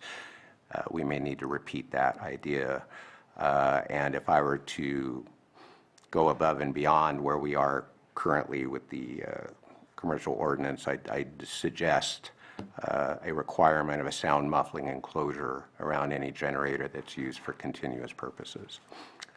But that's this, surety bond, making sure this applies only to commercial cannabis, and maybe some clarification on setbacks, and maybe the addition of sound muffling enclosures. The surety bonds we talked about because of so much plastic being left, and I don't know that it's necessary for the containers that will be converted into storage in a tent that will be taken down. I'm going to strongly push for that. Those containers, they multiply like gerbils, and they are messy, and they are rusty, and even if it is common practice in the industry, it's not a common practice we want to encourage, and we certainly want to have the ability to remove those if they're not in compliance. Surety bond is where we do that. But there Can I add some are clarification? standards for containers if they're not being used. So again, I think there's other vehicles to deal with that. Can I just add some brief clarification, at least my understanding of why there's not necessarily a statement or a clause distinguishing whether these requirements apply to traditional operations or cannabis operations? It's just my understanding that because this is a cannabis ordinance specifically, there's not necessarily a need for a statement of that nature. I think it's kind of, should be somewhat obvious. Okay, do we have any other comments from the board? Supervisor Splatien? I'll just add that I would prefer not having redundancy within this document versus what's in our general commercial cultivation ordinance, because if we change one and we forget to change the other, obviously you have to have the permission to do commercial cultivation in order to meet this, and we're not going to forget the other standards. So I don't think there's a need to duplicate language that is already in one ordinance. I think staff is used to dealing with different layers of different ordinances in order to accomplish the goal of any project that's brought to them. So I'm not in favor of adding the distance or changing any setbacks in order to share again what's written in a different document that you're obviously going to abide to and apply to this stuff. Yes, that was in large part what supported the negative declaration and the fact where other environmental impacts were covered. Article 27, Section 13AT for commercial cannabis activities has language that covers basically all the regulations. They already exist, so there wasn't much of a need to add them into this ordinance. So. And similarly, we have language on decibel levels for Correct. things of generators already, whether that's in Air District or that's in your pockets, I don't know. but those already exist, so I don't think there's a need for another redundancy of rules and regulations that exist elsewhere. That is correct, and there are various activities that allow for various decibels according to our county code. However, this would just be the standard decibel requirements. I believe it's 55 decibels during daytime hours. The specific hours, I'm not sure of at the moment, but then 45 decibels at the property line during evening hours. So they would be limited to that. If that would require some type of noise insulation around the generator, then that would be the case for that project. So. Thank you. All right, I will open it up for public input. If anyone would like to come up, state your name and have 3 minutes. Good afternoon, Chair Pyska and Board. I'm Sarah Bodner, Policy Director for LCCA. I wanted to say thank you to this board for the creation of the Cannabis Ordinance Task Force, which really originated around this body of work, which was creating a workable temporary drying structures ordinance for the industry. And I would share with all of you that of all the community groups that I've participated in since 2016, since Prop 64 has been adopted, I think this has been the most constructive community group of stakeholders that have come together around setting policy. And for appointing the community members, this has been an exceptional experience of people really coming to the table to have a discourse that's been absent in the history of policymaking, where we've got fire and ag and neighbors and CDD and the industry sitting around a table together. It has allowed for education, for cannabis operators to explain what it's like to grow and dry and sell cannabis in today's market. So I think the policy you have in front of you is born of that, and it's a testament to this county's commitment to getting it done. I don't have to belabor how long it has taken us to get here. And I'm slightly discouraged to hear that at this late stage, County Council has some issues with the language, and I wish that had already been reviewed before it got here, but nonetheless, let's do it right. I think this is a giant step forward in terms of setting holistic policy, where we've got the pieces now clicking together instead of having, a piecemeal approach to policy setting. And that hopefully once we have done this right, this is going to provide a much clearer roadmap for operators, not just for next season, but for many seasons to come. And that as we continue with the rest of the Cannabis Task Force's work, all of the pieces are going to start to click together like this. So I think this is a turning point, and I just wanted to acknowledge, the staff for participating in this process, the community members who, as volunteers, have come to meetings every 2 weeks for, I think, a year now, and for the board for making space for that community dialogue, because I think the result is something that has allowed a lot of community members to raise concerns, have them heard, have them addressed, and then move forward together. Thank you. Thank you, Sarah. Anyone else?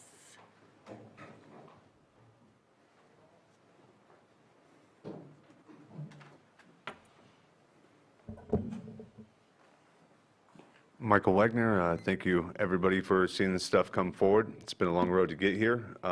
With that, I think we should move forward in the proper manner so that all the hard work that got us to this point, that we don't miss an I or miss a T, as it were.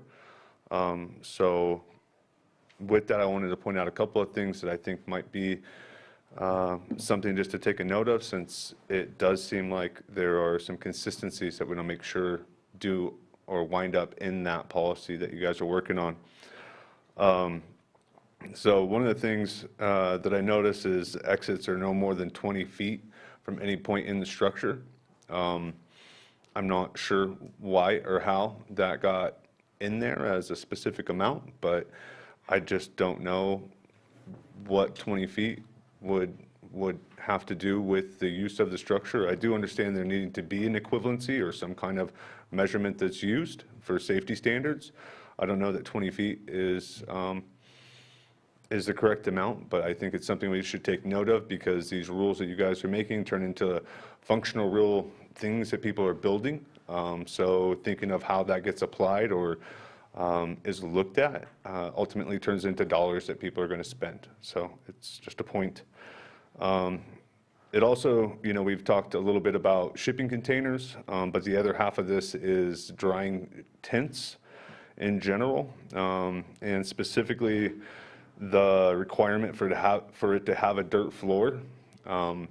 When it comes to testing for microbials, for everybody going to market, if you have fans and dirt floors, you are bound to ruin your microbial scanning or screening for laboratory processes. So I think that intrinsically that is a problem. Having a dirt floor and fans blowing, you're going to have dirt and microbes that wind up on the cannabis, and ultimately they won't pass their state required laboratory processes.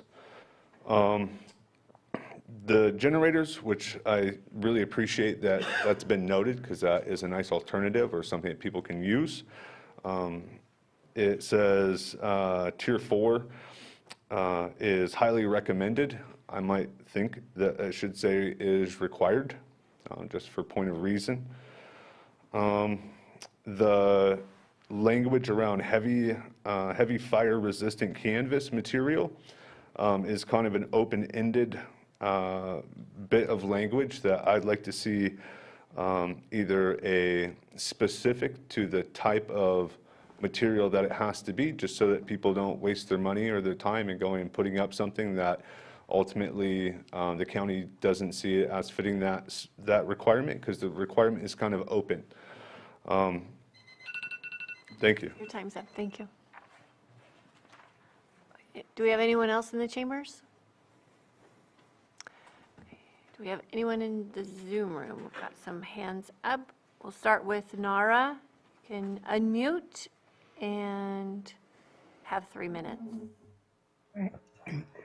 Good afternoon, members of the Board of Supervisors. I serve as your appointee for the cannabis industry seat on the task force, though I'm not speaking on behalf of that body today. I do want to thank you for putting this task force together. It is it's really starting to produce some great work with all the important stakeholders at the table from the very beginning. And so I think what we're sending forward is vetted and still goes through other policy committees before it comes to you. Just wanted to address quickly some of Supervisor Green's concerns. I would say the need to specify cannabis and or a need for violations, I think that can be handled in the development standards portion of the ordinance, which is being reworked at some time, hopefully in the very near future. There's conditions of approval, there's development standards, and there's also a section on violations and enforcement. And that's where probably surety bond language could apply to entire segments of the cannabis ordinance of that chapter. And that anything within that chapter would be applied to cannabis, because that's the title of the code. So I wouldn't worry about anybody wanting to be enforced like cannabis is, and choosing to follow cannabis code. But again, thanks for your thought. Wish we had been able to get something together for this season, but appreciate that we have something moving forward that's going to last for a while. So thanks so much. Thank you, Nara. And next we have Damian Ramirez.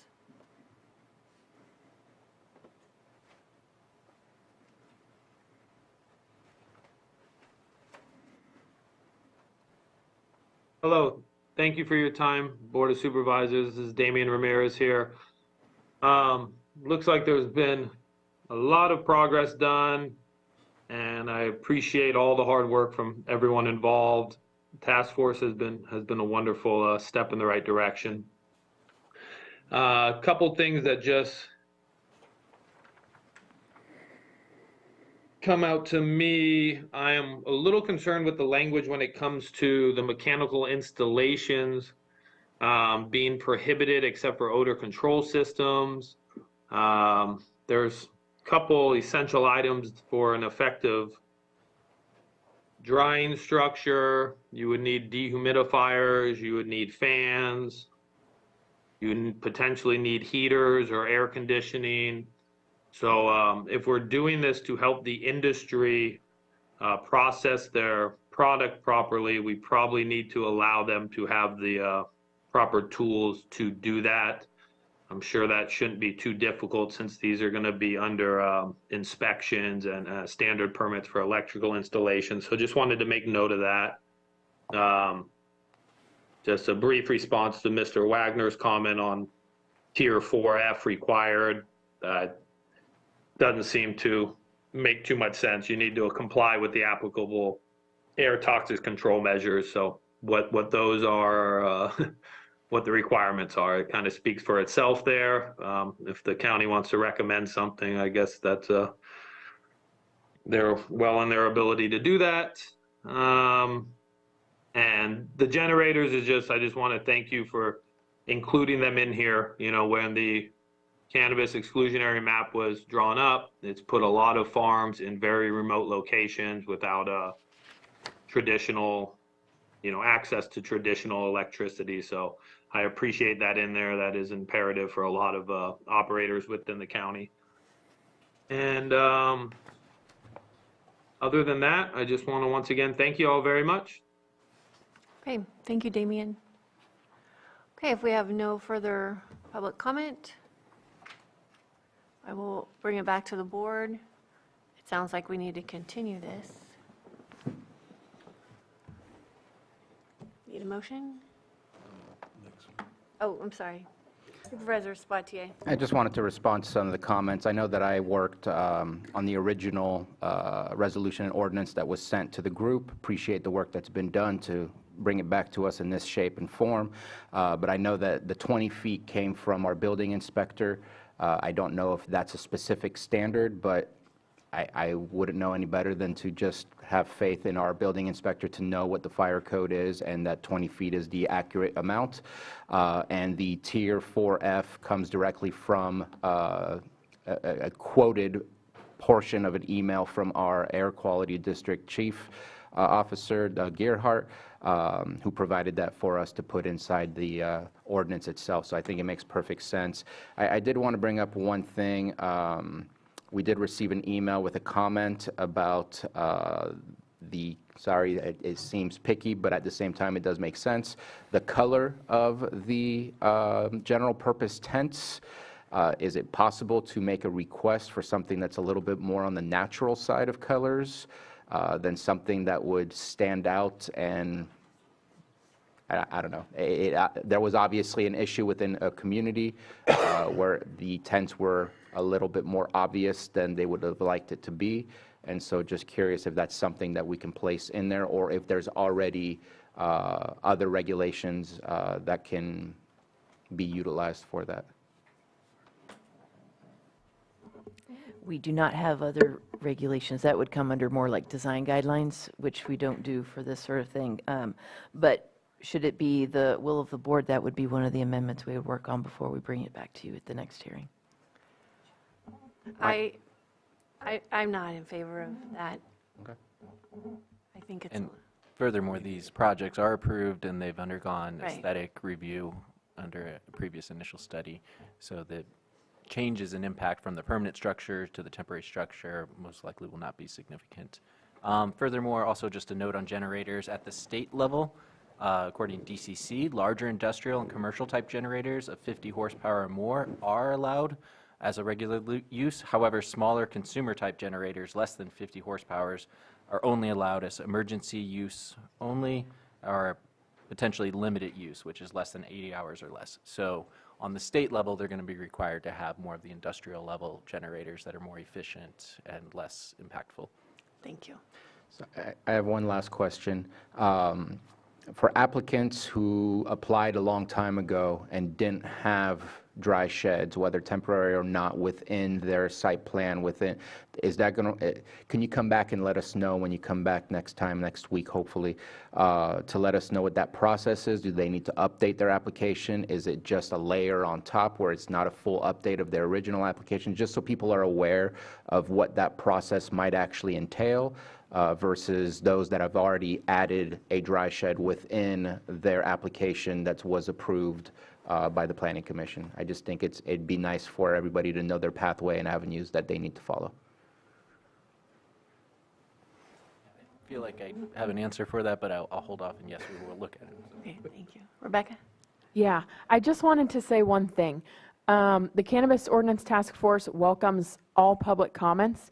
So, and I think, you know, if you sit in on the meetings, you'll see that our group really tries to consider all public comments and even kind of prolongs our discussion based around what the public input is. So to me, it can be upsetting sometimes, especially when we come to the Board of Supervisors.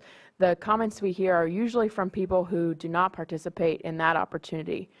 So I would just encourage any members of the public who don't already tune into our meetings to do so and to provide your comments, especially those that were provided today and comments of similar nature to that group at that time. That would be really helpful to us. Thank you. Thank you. Yeah, and with regard to that statement, I've been given a lot of feedback from some folks that have basically given public input that they're not afforded that opportunity. I know that at times they say that there's very difficulty to have more than 3 minutes, or even with the Zoom link and whatnot. That's just the feedback I'm getting, so I just want to make sure, not sure if we're having more meetings with the group, but if so, let's try and do a better job with that if that's the case. You know, if not, explain why, or I'm just giving you the feedback that I get. Yeah, of course. And I would say just out of the policy groups and advisory groups that I've sat on, I think that this task force specifically has been one that's maybe the most accommodating to public input, in my opinion. We haven't enforced any real structure or limitations on input that can be provided. So I think, in my opinion, there's been lots of opportunity for public comment. I know sometimes as a member of the public, it can be hard to get the information that you'd like across and feel heard. But I do feel that the group has been taking public comment seriously, and so I would just encourage those members of the public to also reach out to their representative on the task force, whether they're members of the agriculture community, members of the cannabis industry, or North or South Lake residents, to utilize their representatives as well. I think the group that we're speaking of probably doesn't feel as if they have a representative, if that makes any sense. And just not saying this is happening here, but coming from different committees that we're on with ad hoc working groups, sometimes we're put in that position to not be heard, or some of the information is slated towards, bias studies or anything like that. Not saying it's happening. I'm just saying we've witnessed that type of behavior in different committees that we're on outside of the county. So just want to make sure that giving that extra step sometimes is good. And so if you're doing that, I appreciate it, because that eliminates that type of speculation, if you will. So I just wanted to share that. Yeah. Yeah, I really appreciate that. And maybe if you or another supervisor wants to sit in on one of our meetings, and even if it's just a conversation with me afterward where you provide some feedback on ways that you think we could improve our process, that's also welcome, at least from my perspective. I've refrained from going because I don't want to, it's an ad hoc work group, and I don't want to do that. It's not right. Supervisor Green? Yeah, thank you. Just, I know we're going to continue this to go over the language, so I just want to point out that going back again to the ordinance we passed for temporary hoop structures, which is called out on our May 16th agenda, both the clean version of that ordinance and the red line version of that ordinance. So if we're to be consistent with the board's prior approach with that ordinance, the clause I mentioned, again on page 2 of today's draft ordinance, starting with the sentence, in addition to those conducting ag operations. That clause was stricken in the hoop house ordinance on May 16th, and I think would be appropriate to continue that when we take a look at cleaning this up and bringing it back. So just wanted to point that out. And I believe where that language came from was the original resolution in 2022 that had some draft ordinance language. So we strict that particular clause in the hoop house ordinance, and I think it would be appropriate to be consistent with that approach with this.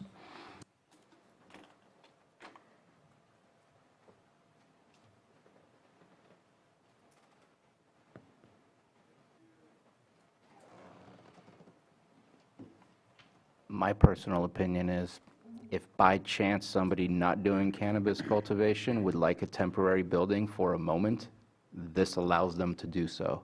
So I don't know why we'd have to take it out. It's not like we're forcing people to use something. This is helping an industry and also a random potential if somebody has a need or a use for it on a temporary basis going through a normal process.